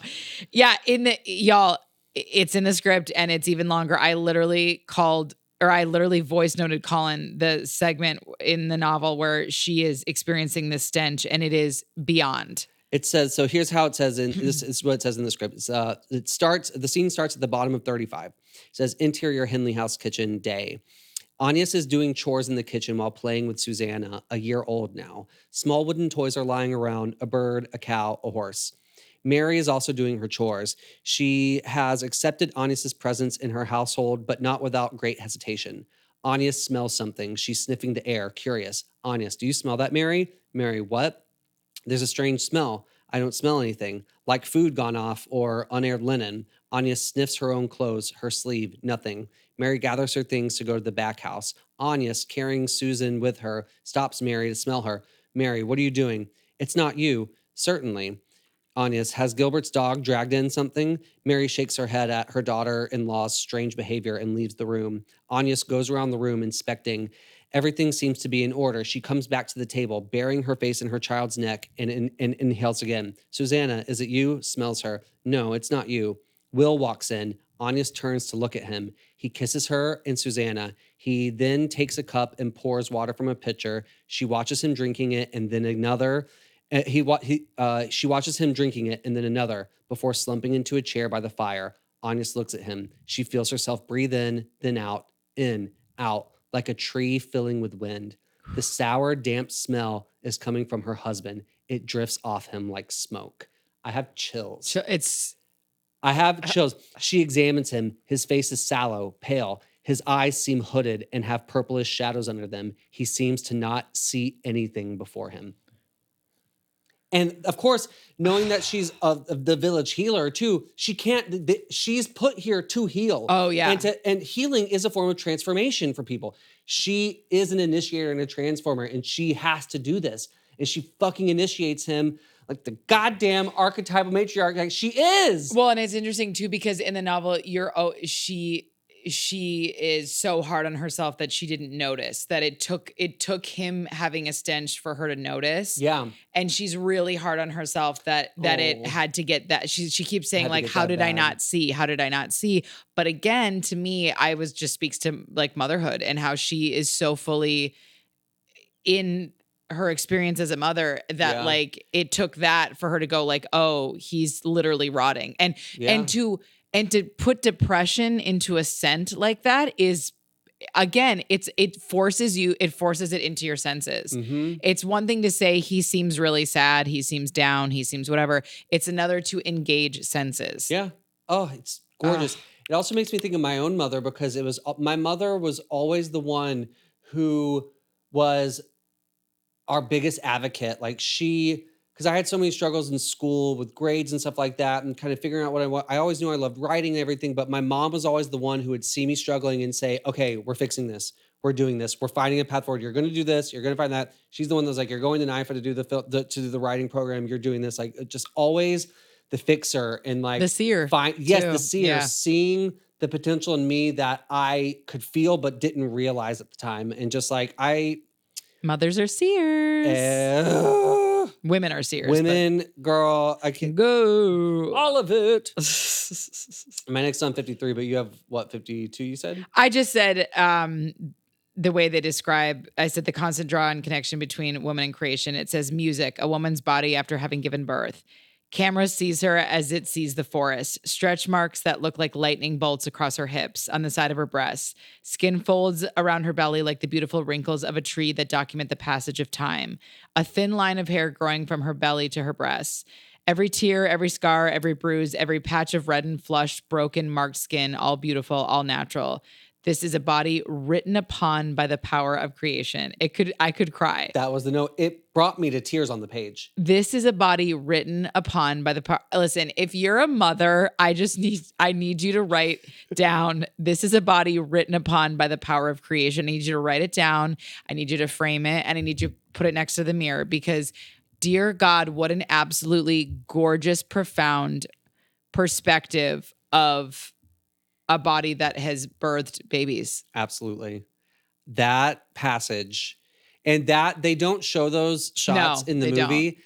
I mean, I guess I could see why, because I mean, the power of reading it, it's like, obviously you're getting all the context of it, where I could see the shots in my mind of it, though. Same. Maybe it wouldn't translate quite as well in a movie. But I also think too that the birthing scene in the house is so raw that it kind of delivers upon it, where it's almost like, again, the feeling you get from this is a feeling you kind of have while you watch her giving birth, and then after, and when she's with her babies and stuff like that, that like, I think it did work for the reading experience. Agreed. And it reiterated the feeling that it almost would have been redundant in the film. Yeah. I text you after I read that, and I said, prepare yourself for page 53. And I literally was like, I was a little weepy. I was like, what an absolute love letter to mothers' bodies. Like, then during the birthing scene too, I love that there's a moment where she's like, mama, like she sees her mom there, and like, we see her looking off, and she's right, like she sees her mother there as she's giving birth, because she's afraid she's going to die.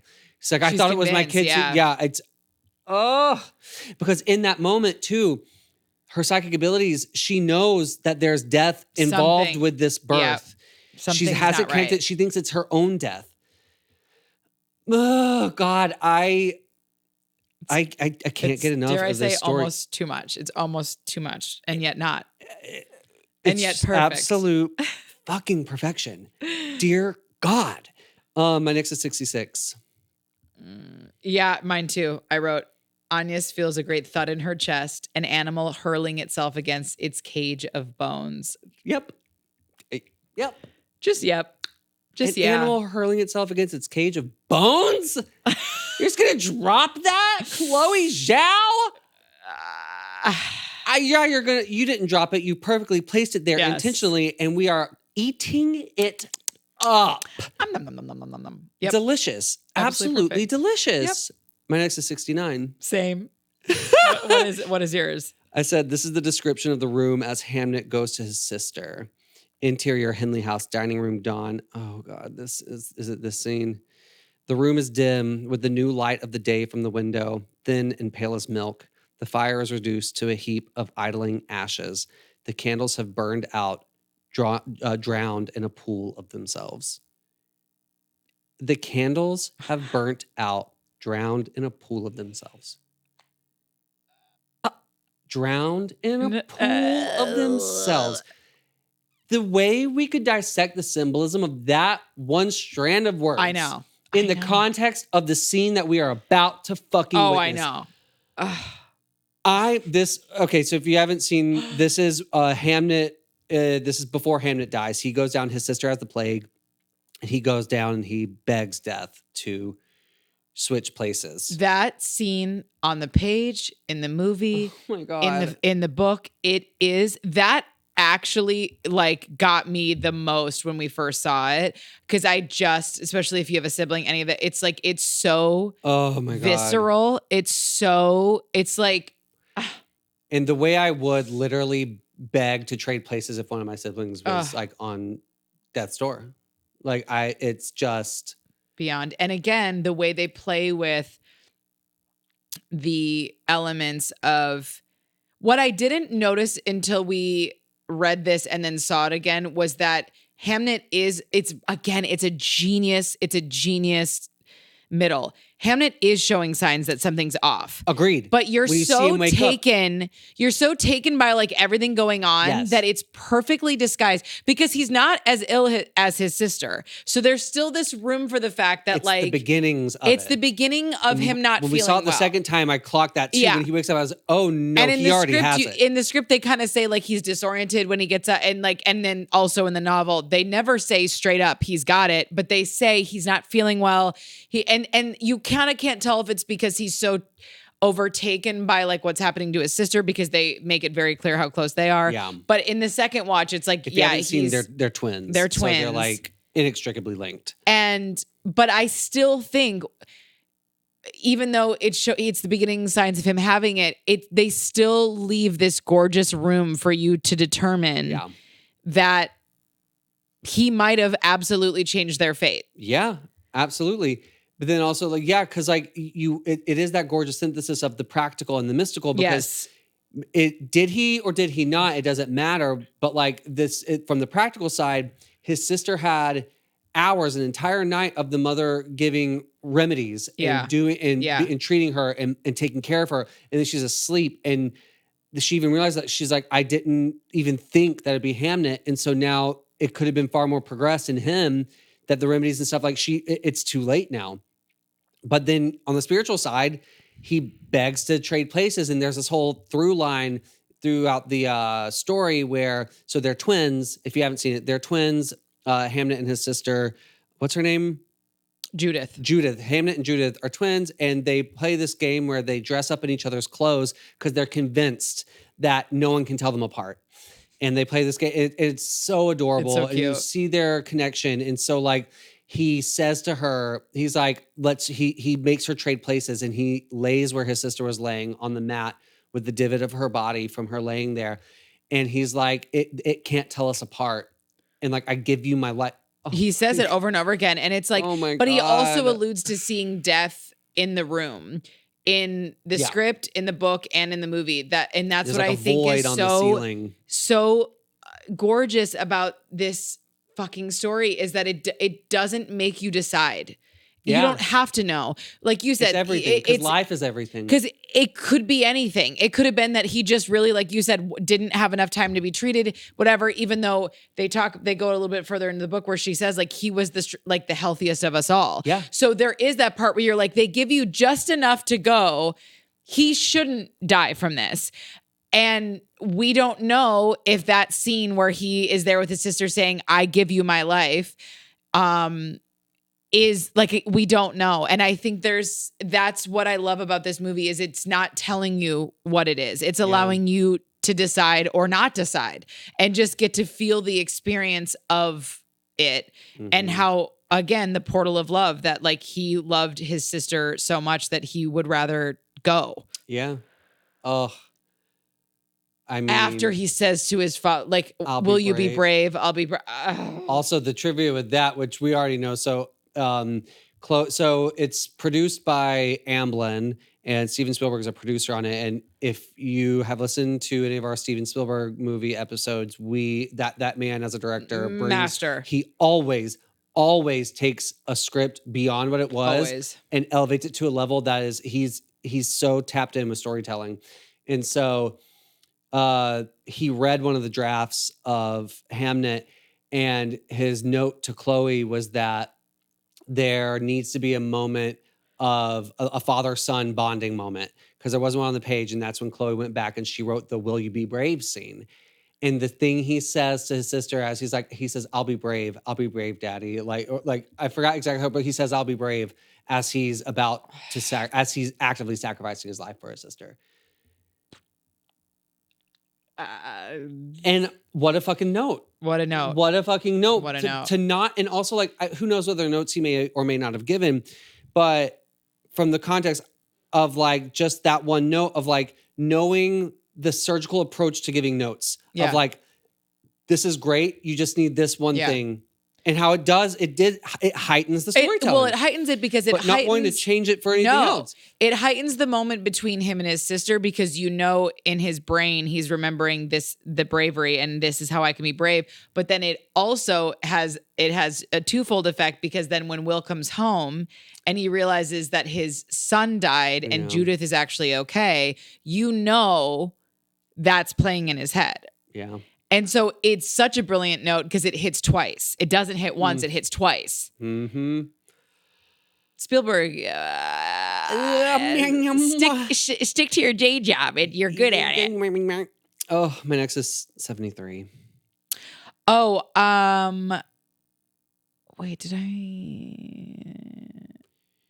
Never mind. Yeah, no, never mind. Let's deep up. My next is 73. I said this is the action as Hamnet dies.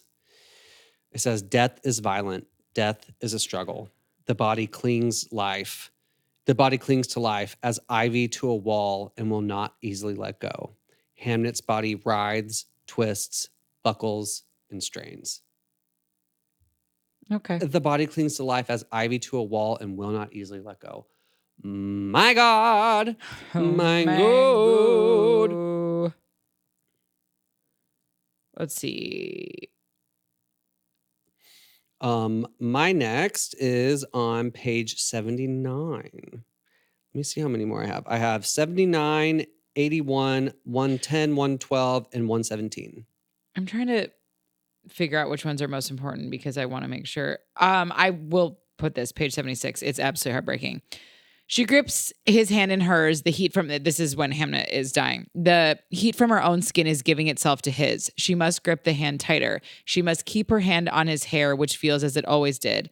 Silken, soft, ragged at the ends. Her fingers press. Sorry, this is after he's passed. When she's prepping him. Hello. Her fingers press into the muscle between her son's thumb and forefinger. She kneads the muscle there gently in a circular motion and waits, listens, concentrates. She is like her hawk, reading the air, listening out, waiting for a signal, a sound. Nothing comes, nothing at all. Hamnet's hand is silent. Agnes listens. She strains. She tries to hear what might be under the silence behind it. Could there be a distant murmur, some sound, a message perhaps from her son, a sign of where he is, a place she might find him? I mean... Oh, my God.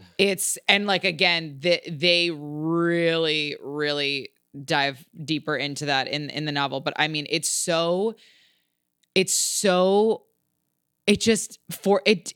you to not look away because this is an interesting parallel, but like, as Colin knows, Scott and I recently lost our soul dog who we had for 15 years and is like truly one of my divine soulmates. And I said to Scott, one of the things I've thought about so much with Hamnet is I'm always looking for her. And luckily I do find her. I do find her in places. But like before bed the other night, Scott was like, what is she doing right now? You know? And it's like, and I thought that it was so illuminating to give voice to that so much in this script and in this movie, because that is, no matter how deep your spirituality is, no matter whether you commune with spirit or not, it is still a feeling and a thought you have of like, where are they and what are they doing right now? Yeah. You know what I mean? And I just loved that this movie and this story constantly is illuminating that you're always asking that, you're always wondering that, and you always fucking will. Mm-hmm. Yeah. And it's heartbreaking and to grab hold of, but like, it's so honest. It's so honest to the experience. It is. Yeah. I love the wording of it too. The choice of saying she needs the muscle there. Like, yes, it's like, it's gentle, but also so evocative. And like, it's a great verb to use in that moment. Like, it's just, again, all the layers of this storytelling are so perfectly crafted, from the technical to the conceptual, and just like it's such and it's weird too because it's work. like I just realized I use the word loss, and I'm like, and then I a lot of times will say like transition, because I feel like the word death is so stark to me, because I feel like death to me is solely physical, because I don't really believe in death personally. Yeah. It's like I believe in like a physical death, but I really don't. Yeah, whatever. But it's like this. So I'm like even cognizant of how I do that. I'm like, I said like we lost her, when it's like, no, like she transitioned out of her body. But it's like this story that all the caretakers of this story are so thoughtful Absolutely. in taking you to the bitterness of saying like death is violent and using these words that kind of scare you that you don't want to face, while then also absolutely soothing your fucking soul with this reminder of like, but also it is a transition. It isn't a going anywhere. It's just a shifting. My sister, one of the phrases that she's used through so many of our family members who have passed is love just changes shape. Like it doesn't leave, it just changes shape. And this movie is that. Also, you just said something that was so gorgeous. The caretakers of this story. Yeah. Because that is what we are with the stories that come through us. We've talked about this in previous episodes. But that we as writers, any artist, you are the vessel through which the divine brings the stories in. You're not actually creating anything. Yeah. You are the radio, you are the transmitter to pick up the divine signals, and it is your job to be the caretaker of the art that comes through you. That is gorgeous. The caretakers of the story. Yes, God. Yes, God. Welcome to her TED Talk. Here we are. On page 79, this is while she's preparing his burial shroud. It says, Agnes threads the sheet with thick twine, beginning at the feet, drawing together the sheet to make a shroud, like a sailor stitching a sail to prepare a boat that will carry her son to the next world. I mean. and there is more in the script here than was in the film. Like we see a big arc with Mary where like Mary comes in and had soaked the sheets that they are dressing him in herbs that she knew he liked. And they have like a teeny weeny, like they have a moment in the film, but it's a moment. Whereas like there is dialogue, there's like a whole lot more. And I kind of there was a part of me, I think that was the only thing I said to you afterwards. I was like, there's a tiny part of me that wishes we could have seen a little bit more of that. She's like, I washed it with soap of rosemary and something else, like to show like she really cared. It was her way of showing like, I see you as a mother. And actually the way she shows up for Agnes throughout the death and also in the birth is when you first get that glimpse of her where it's like, you have to do this and you will. Yeah. And seeing the camaraderie of women and that the tribe that mothers have. Because it is another one of those portals, another passageway to a new experience of consciousness and existence. Absolutely. That only mothers can have. Only mothers can know what it's like to give birth and to have created that life. Well, and that Mary also knows what it's like to lose children to the plague. And that it's interesting because in the novel, like their relationship stays complicated. Like even though they have those moments of connection, like they're not then like buddies. Like and I think they kind of insinuate that Mary might have some resentment towards Agnes because Agnes gets to feel outwardly how she feels and gets to be who she is in a way that like Mary never gets to because of her husband, because of her own upbringing, all of those things, like, which is also very interesting. But I do love that like intrinsic line of motherhood because there are, I know a lot of moms who feel most betrayed by other moms when they are shitty towards each other because it's like, how could you like, but at the same time, a lot of times I think in moments like this, there is a connectedness that like no matter what else exists, there is this thing that you can connect to. And I still think that is in the movie, but the script really illuminates it a lot too, that like Mary is able to show up for her on a whole different level. And one of the things I also love that we talked about is this is both in the film, it's in all of it where I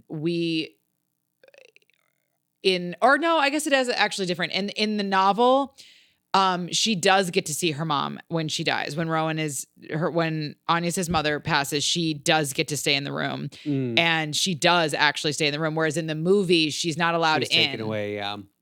I think it was more poignant for the film that she was not allowed in. And then when Judith comes down and is like, is that him? Can I see him? And Mary tries to say, no. And Agnes is like, no, yes, like whatever. That is in the book as well. It's just, but it hits harder, again, like a tiny difference. It hits harder in the medium of a story, of a film. It works better for a movie. Because it also plays into the improvement that we're always trying to do as mothers. We're always trying to improve upon what we experienced, even with the best intentions, like Give whatever your that child is. the life that you didn't have. Yeah, and that for Anya's, it was like that she plays out knew, in so many aspects. absolutely. She was like, of course I'm going to let my child see her brother, and that's going to be hard, yes, but it's going to be harder for her to not see him. And I just love that. I thought that was such a poignant. I liked that change actually from the novel to the movie. I was like, no, it's a stronger film choice to show Anya's improving upon it. Yeah, in another change from script to screen that I love that serves to really make the scene more poignant, visceral. It heightens it in ways that are really great. Is in the script, it's page 85. It's the day after. So Will obviously wasn't able to be there when his son dies. And he shows up, and Agnes is, very upset that he wasn't there and couldn't be there. And very quickly, he's like, I have to go back to London. I have people that are relying on me. I have to go. And this is the thing that people are really miffed about online, because it's like, he's so egotistical, and men get to go and like put art above their family, blah, blah, blah. In the movie, Jesse Buckley, in that moment when they're filming it, lashes out, tries to hit him, and he dodges it. And I'm pretty sure, I might be misquoting, but I'm pretty sure no one knew she was going to do that. I think I heard that. I think I saw that in an interview as well. Moment. It's not that on the page. Agnes is more like cowed on the page, where she's just kind of, she's pissed, but silently resigned to the fact that Will's going to go and do this. She just doesn't have the energy to do it. But in the script, Jesse Buckley brings the fierceness of like, how fucking in the dare movie, you. yeah, and he grabs her, and they're struggling there, and like he's like, oh, and like she kind of like, then she accepts that he's going, but she's like, I can't fucking look at you, kind of thing. It's and again, to push back on, not that we need to illuminate anyone who still feels that way, but that being said, in the book, they give you a little bit more where like Will is, you're in Will's head, and like Will's like, I cannot be here. Like he's owning like his selfishness, and also that he's afraid of losing all of the success that he has found with his play group, that like there's going to be another one that's going to come in. There's going to like, and I like that they don't hide the messiness of that. Like that is, I think sometimes it's like we have this weird war with storytelling where it's like we want everything to be not messy, despite the fact that our lives are so we are such complex beings, and so often people are acting in ways that we don't like. Yeah. That I actually like that this story doesn't hide the fact that it is his job, it is their income, and they do allude to the fact that he's making, pretty good money at this point, not fully what it is later, but like that they do, like they're not glorifying him leaving. Yeah. Also, there are plenty of movies that idealize and streamline the experience of life, so those edges are smoothed out. This is not that story. No. Smoothing that out, like not seeing the contrast of someone grieving who needs to be there for his wife, but he just physically can't and has to go retreat into his art. Whether you like it or not, like it's a little bit more boring of a choice for him to then go and be an inauthentic version of the person that we just set up. And then you don't get that beautiful It's also moment. just not the story. Exactly. You also don't get that beautiful moment of the double-edged sword of the pathway that she forged for him. Absolutely. And it's just like it, yeah. I mean, and they grapple with that in the film, where she's constantly saying, "I'm the one."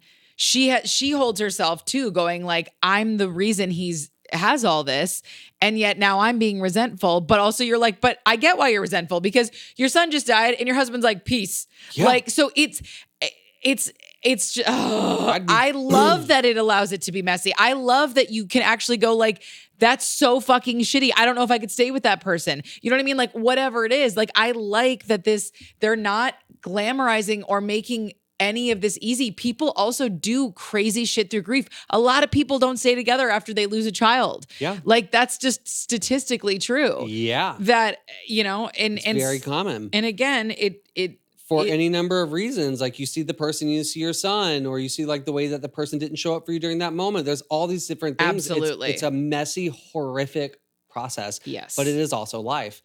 But then like my next one is on 110. Do you have one before? No. So like we have that moment where, so she's rightfully so, not understanding, but not understanding why he can't show up for her in that way. But then Will writes the play Hamlet. And if you haven't seen the movie, it explains at the very beginning that Hamnet and Hamlet were interchangeable. It's the same name written two different ways, but they were interchangeable at that time. So their son's name was Hamnet. He writes the play Hamlet. And Agnes gets told about this, and she's fucking pissed that he would dare write something as trivial as a play, a piece of entertainment for people that has her son's name in it. And she fucking goes to London with her brother to see this show. Well, at first she's kind of like, fuck that. But then their daughter, Suzanne, is like, but don't you wonder what it's about? So she goes there and she's watching the play. And at first, when they're saying the name Hamlet, she's like, don't say my son's name. How dare they say my son's name? She's like still so protective over this and like not understanding like how could this in any way live up to the importance of their son. And then there's this moment where she's it's page 110, and it's when Hamlet is confronting his father's ghost. And they're having this moment of the father, like the ghost of the father telling the son, like, giving him a warning or whatever of how to go forward. And then Agnes, after that scene, has this realization, and she looks at her brother Bartholomew and she says, do you see it? He has made our son's death his own. And I think that's the first time she realizes that like he died in that moment too. Mm-hmm. And fully being able to see, oh, he is hurting. Yes, he ran away, but like it's this I thought that's a gorgeous line of dialogue. He's made our son's death his own. Because he's playing the ghost on stage. Will's playing the ghost of the father. And that he did this so that he could say bye when he didn't get to say goodbye. Yes. Gorgeous. I wrote page 111, time has collapsed into itself in this moment inside this temple his father built. Because one thing that this script does and the movie does that is not actually in the novel as much. Like it really isn't. The movie ending and the script ending are far more impactful, like in the like wrenching way. Oh, yeah. Whereas like, and Maggie O'Farrell actually talked about it in an interview. She was saying like it's easier in a script and in a film to insert like Shakespeare dialogue and cut to this. She's like, whereas in a novel, that's a lot harder to do, which she couldn't do. So like the end is still impactful, but compared to like the script in the movie, the novel, it doesn't hit quite the same. But what the movie and script does is it allows you to fill in and understand that like Hamnet is waiting for his parents to come together in this temple so that he can leave. Because she's not leave, but so that he can be. Yeah. Since she's psychic, she's going through the house and she's searching for him. Where is he? Where is he? Where is he? And it's like that thing of what we were talking about of like not being able to fully like comprehend that a loved one is gone. And like you always have the thing of where are they? What are they doing? But then also in the practical sense of her being able to see the other side and she can't figure out like, where did he go? Why can't I connect with him? And it's not until this scene on page 112 when she sees his spirit there, because we cut to Hamnet in ghost form, which we don't fully realize at the time. We get it, like he's like in and in between. Yeah. And he's in his father's theater, and he doesn't fully realize where he is either, but he sees a hawk circling in the sky, and there's that gorgeous through line we didn't talk about is the mom, Agnes has a hawk that dies, and they do this gorgeous scene for the burial of the hawk. Which is not at all in the novel, by the way. So it was a really smart addition to the film. And so the sending a wish up. So when we realize that it's Hamnet's ghost that's there waiting for his parents on the page, this is how it's written, because it's written in the dialogue where you all of a sudden realize we are being told in the action that we are in the POV of Hamnet. We are Hamnet's ghost here. And it says, the hawk circles the playhouse, framed by the half circle of the globe, a dark moon. We realized this was Hamnet's view when he looked up from the stage. We realized we are him, the boy who was waited for his parents to find him. We find our way through the players towards the audience, towards Agnes standing on the edge.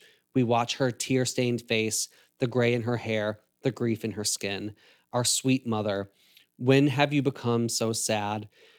She seems to feel us. She looks over right at us as if she could pierce through this reality to the next. We try to touch her, but we can't. We leave her hesitantly, though the players and will find Will in the wings.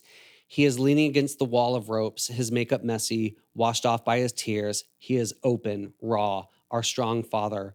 When have you lost your way? He seems to feel our presence and reaches out his white clay hand towards us. And then Hamnet says, to be or not to be, that is the question. In the side wing, Will listens, a question he asks himself at the end of the water on the moonless night, a question that would be asked around the world for generations to come, a question that isn't meant to be answered. I literally have tears in my eyes right now reading that action. It's beyond. Our sweet mother, when have you become so sad? Oh my God. And you have to experience this. I hope if you're listening to this that you've already watched it. Yeah. Because these are massive fucking spoilers. Yeah. On the screen, this whole sequence, you are teetering between this elation of completion and the cathartic release of wanting to fucking sob because the movie moves slowly. It brings you gently up to this moment where all of a sudden everything is culminating and you are breathless. It's so stunning. God, I want to watch it again right now. I know. So fucking badly. Do you have the page 117, like the last? I do. Read it. That's my last note. We suddenly find ourselves on the stage with Hamnet in the last moments before he died, as he wandered at the edge of his life towards the black gate that would lead him to the next. He looks back again. We wondered what he saw then, and now we know. He's looking back at his mother. Her calling of him has kept him at the edge of the gate, waiting for his father to build this temple and for her mother to find him. Agnes feels for her son's gaze and looks up. This is her boy. He has been waiting for her. He has been waiting for her so she can let him go. Hamnet smiles at his mother, turns and walks into the void. Agnes watches him go. The darkness welcomes him like a gentle embrace. Tears fall silently down her face, tears of heartbreak, of surrender, and of acceptance. The void, ever present, looks back at her, at us. Oh my God. I'm literally we're both crying right now. Ladies. I can't. When he says, he's looking back at his mother, her calling of him has kept him at the edge of the gate, waiting. Just all of it is just. We have tears in our eyes right now, snot in our noses, reading an excerpt from this script. Now, imagine reading the script and getting to this point. People, you will be in tears. And to me, it also oh my God. When we saw this movie the first time, it was like, I wanted all of these things to mean what this means. But it's again, it's a movie. It is ultimately up for you to interpret. That is the point of film. But I remember saying to you when I read the script, I was like, I'm so relieved that the insinuation of how we interpreted it is what it is, that he was waiting for them there and that their acceptance allowed him to go to the next place where now realistically the story ends here. But it's I think of just again, all the mother stuff. I was really I'm going to literally break into 10 pieces and never, but that. And now it's I'm filling in gaps, but it's I imagine now she can experience him in her own. She can feel him again because he's able to he's been stuck in this limbo of. Exactly. And how because this just came through while we're talking about this is that because, I love paranormal, I love ghosts, I love all that. And how so often, and everyone knows this trope that ghosts are ghosts because they have unfinished business. Yeah. But Hamnet didn't have unfinished business. It was his mother's unfinished business of needing to have this full circle moment. Both of them, Agnes and Will, needed to have this full circle moment. And their unfinished business with their son is what was keeping him on this plane.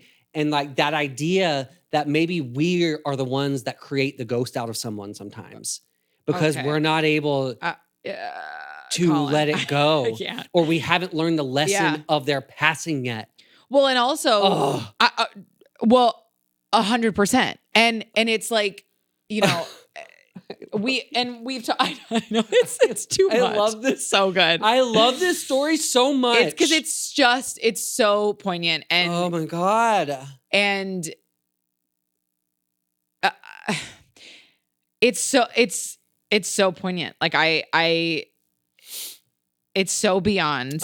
And it's interesting too, because in the novel, when they go to bury him in the novel, and Will is home for that. And she doesn't like being in the cemetery because she says she can feel the spirits pulling at her. Ooh. And I thought it was really interesting because like in the book, they insinuate that ghosts that are trapped, that have unfinished business, she's aware of, but that Hamnet is never that for her, because it's like, he's not quite that, but he is in a limbo transition that requires his parents to come together in this and build this bridge for him.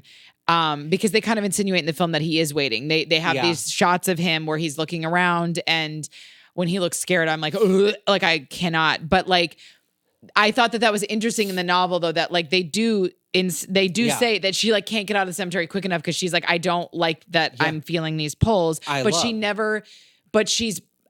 also think one of the things I took from this is how often we prevent our own connection to someone who has passed because of the stories we're telling ourselves. Yes. And with Anya's, this is in the script and it's in the movie, but it is really, really hit in the novel. She feels betrayed. She feels betrayed by her own gift because she is the seer and the knower and the this and the that. And the fact that she didn't see that this was going to happen with Hamnet, her own block to getting to experience him in this other thing is because she's telling a story about it being her fault. And if she thinks it's her fault, then she can't access him in this other place. Yeah. And I thought that's so monumental in our walking lives, and how often we will cut ourselves off from things because of the story that we're telling ourselves. Yeah. And it's often a very awful, painful story that we're holding ourselves responsible for in something that prevents actually being able to feel someone who has passed in one way or another. And I just thought that really hit me about it, of going like, oh, and that's why when she has that little smile and that glimmer in her eye in the film, it's like such a relief, because you're like, she's forgiven herself. Yeah. And then also the added layer that the other block of not being able to cross the bridge over to being there to experience her son that way is because the necessary bridge that's there is the one that Will creates for them by the act of transmuting his grief into art and making Hamlet that then connects him, everyone in that audience. And it's my favorite message of the story is that art bridges us with the divine. Art is the bridge for us between the divine and this life, with grief, with happiness, with all these things. Yes. And that is the purpose of it, to take our lived experience and make it relevant and applicable to everyone. Yeah. And that, if there's not a more gorgeous thing of being a human, I mean, there's so many elements, Absolutely. but like that is like to be an artist and to have created something that affects people, like it's stunning. And that was also one of the missing puzzle pieces, that she wasn't able to see them because of her anger towards Will. Yeah. And that in him creating that is just such a beautiful example of the divine masculine, of like the masculine energy at its highest. Yeah. It's just, Well, and in that she also, because she has this gift, and when in the film and in, I don't believe it's in the novel actually. It's not actually. When she, in the script and in the film, when she grabs Hamnet's hand and she sees him on the stage. Right. So further, the betrayal of going, that couldn't have been right. But then that she's like, no, I did see it. I saw this, which means that whether I would have chose this or not, which I wouldn't have, things are actually as they were meant to be. And I don't have to like it. I wasn't wrong. I just didn't understand. Yeah. Yes. And so therefore, again, her little smile and her glimmer is so much, it's like you feel like you can breathe again. Yeah. Because this woman who has taken on so much can finally actually feel her son again. And I can't think of a singular more hellish experience than to not be able to feel your child. Yeah. I cannot fathom a more horrendous, hellish thing that the relief I felt when she feels him and sees him again. Yeah. And that Will is too. Gorgeous. Fucking gorgeous. Gorgeous girls write gorgeous screenplays. Yeah. And gorgeous girls go see Hamnet and understand it. I have a singular daddy do. I mean, the whole script is a daddy do, but I have a singular daddy do and no daddy don'ts.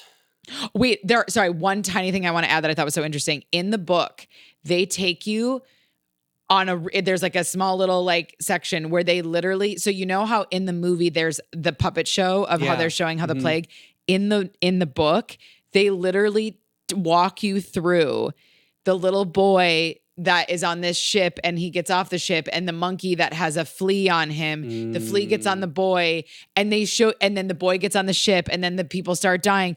And then and it's not super long, but it's so gorgeously written that it shows you how it got all the way to Stratford, how it got into the beads, into the fabric of these beads I'm forgetting what the word is, but like a woman who like builds dresses, like Judith is there and Judith loves beads. And so the woman's like, oh, Judith, do you want to play with the beads? The one that brought it to her. And so, but it's like, it shows you from this monkey to this boy. And I thought, again, the gorgeousness of adaptation that they chose to keep that, but do it in a totally different way where you still kind of get that sense of seeing how this thing can go, like how it can transport. But that like they did it longer form, but still in a way that kind of gave you the ick where you're like, oh my God. Yeah.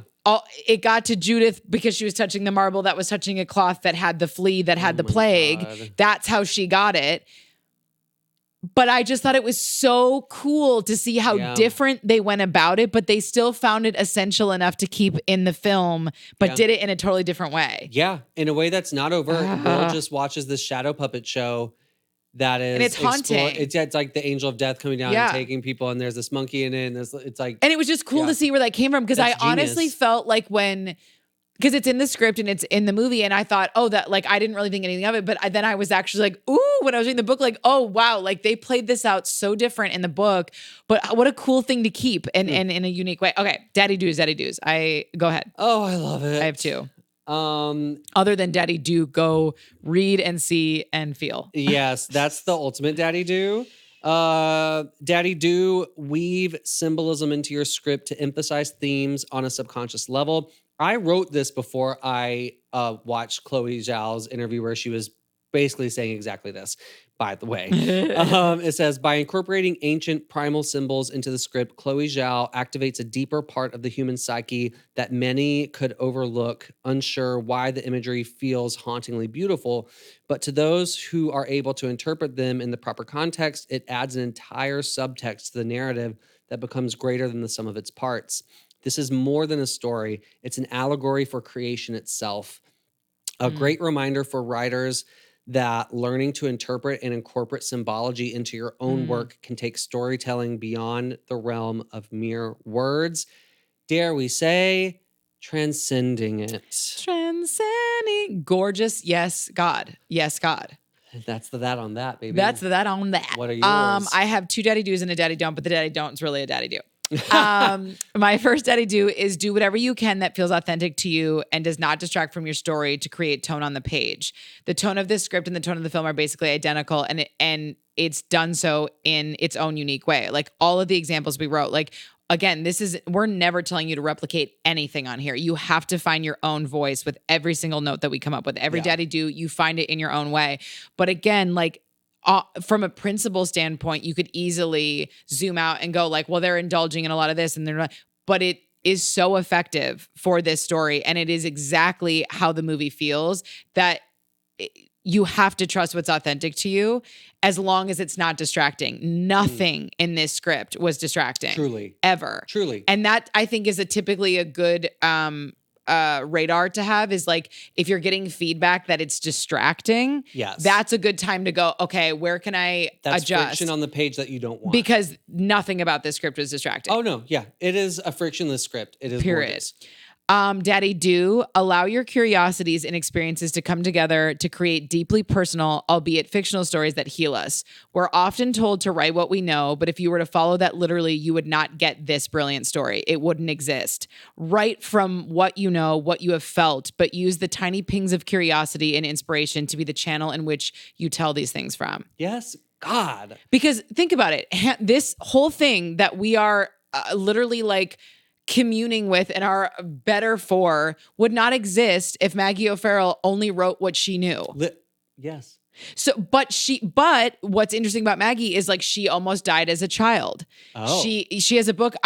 She's written so many things, but she has a nonfiction book that she wrote about these different experiences that she had, and she almost died as she had this like sickness as a child that they didn't think she would survive. So, oh my God. So again, that's a right what you know if I've ever heard it. So, but again, then she took her curiosity with Shakespeare, a tiny ping. Oh then she took the tiny ping of like, why don't they ever talk about his wife? Why is the wife always cast as this way? Why don't they ever acknowledge the children? She took what she knew, grief, fear, all these different things, and she poured it into the pings. And I honestly think there is no better cocktail for the things you should be writing than mixing things you have felt profoundly and mixing them with pings and curiosity you have about things you have not experienced. Oh, obsessed. Because life is leading you to the thing, to be able to, life led her and taught her through those experiences to be the best caretaker for this story to come through.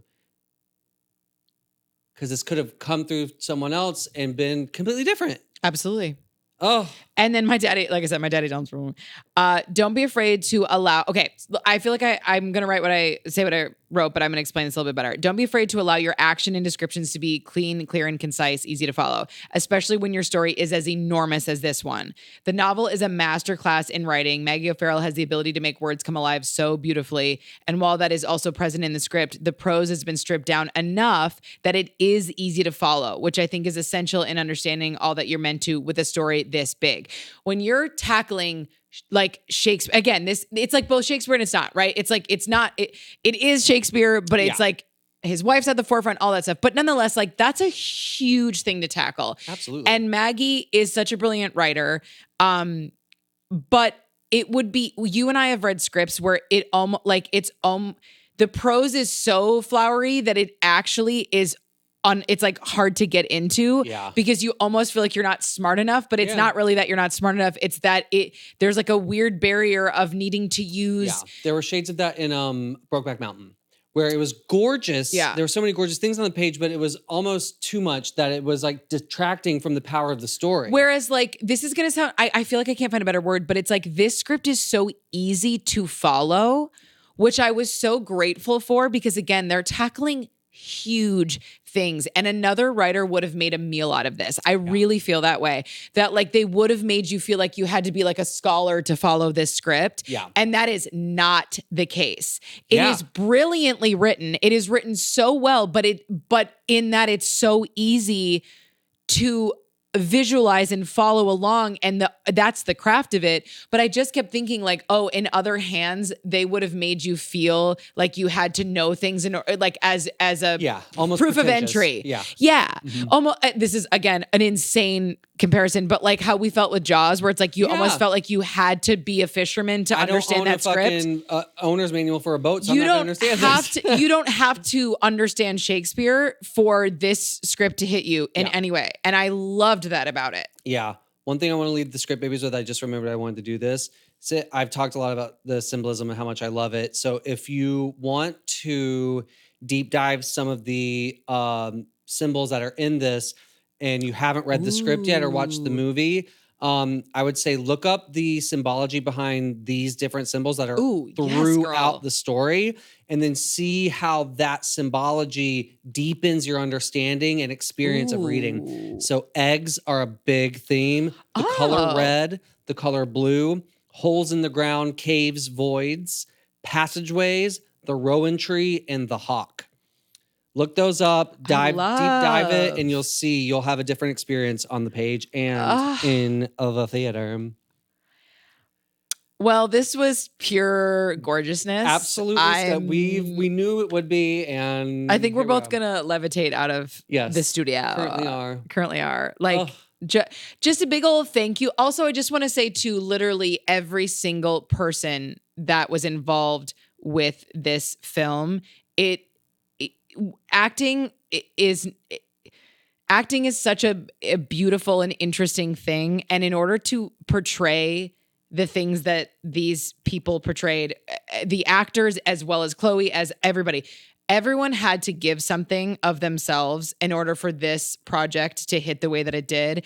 And I just want to like thank everyone involved for being willing to go to that place, because you don't get to like not put the work in. Yeah. You have to go to some places to get this out of you. Yes. And I'm so grateful that everyone poured what they did into it, because it is such a profound experience, and it wouldn't be if they hadn't given some parts of themselves. And I just want to like give my fucking thank you to everybody. Like absolutely, from start to finish, from Maggie, Chloe, Jesse, Paul, everybody, the kids, like it's truly like everybody gave something and we're better for it. Yeah. That's what it's all about. It's what it is all about. No. That's why we have a podcast. No. I love you. Love you. And I love Hamnet. I love it. Bye, script babies. Oh.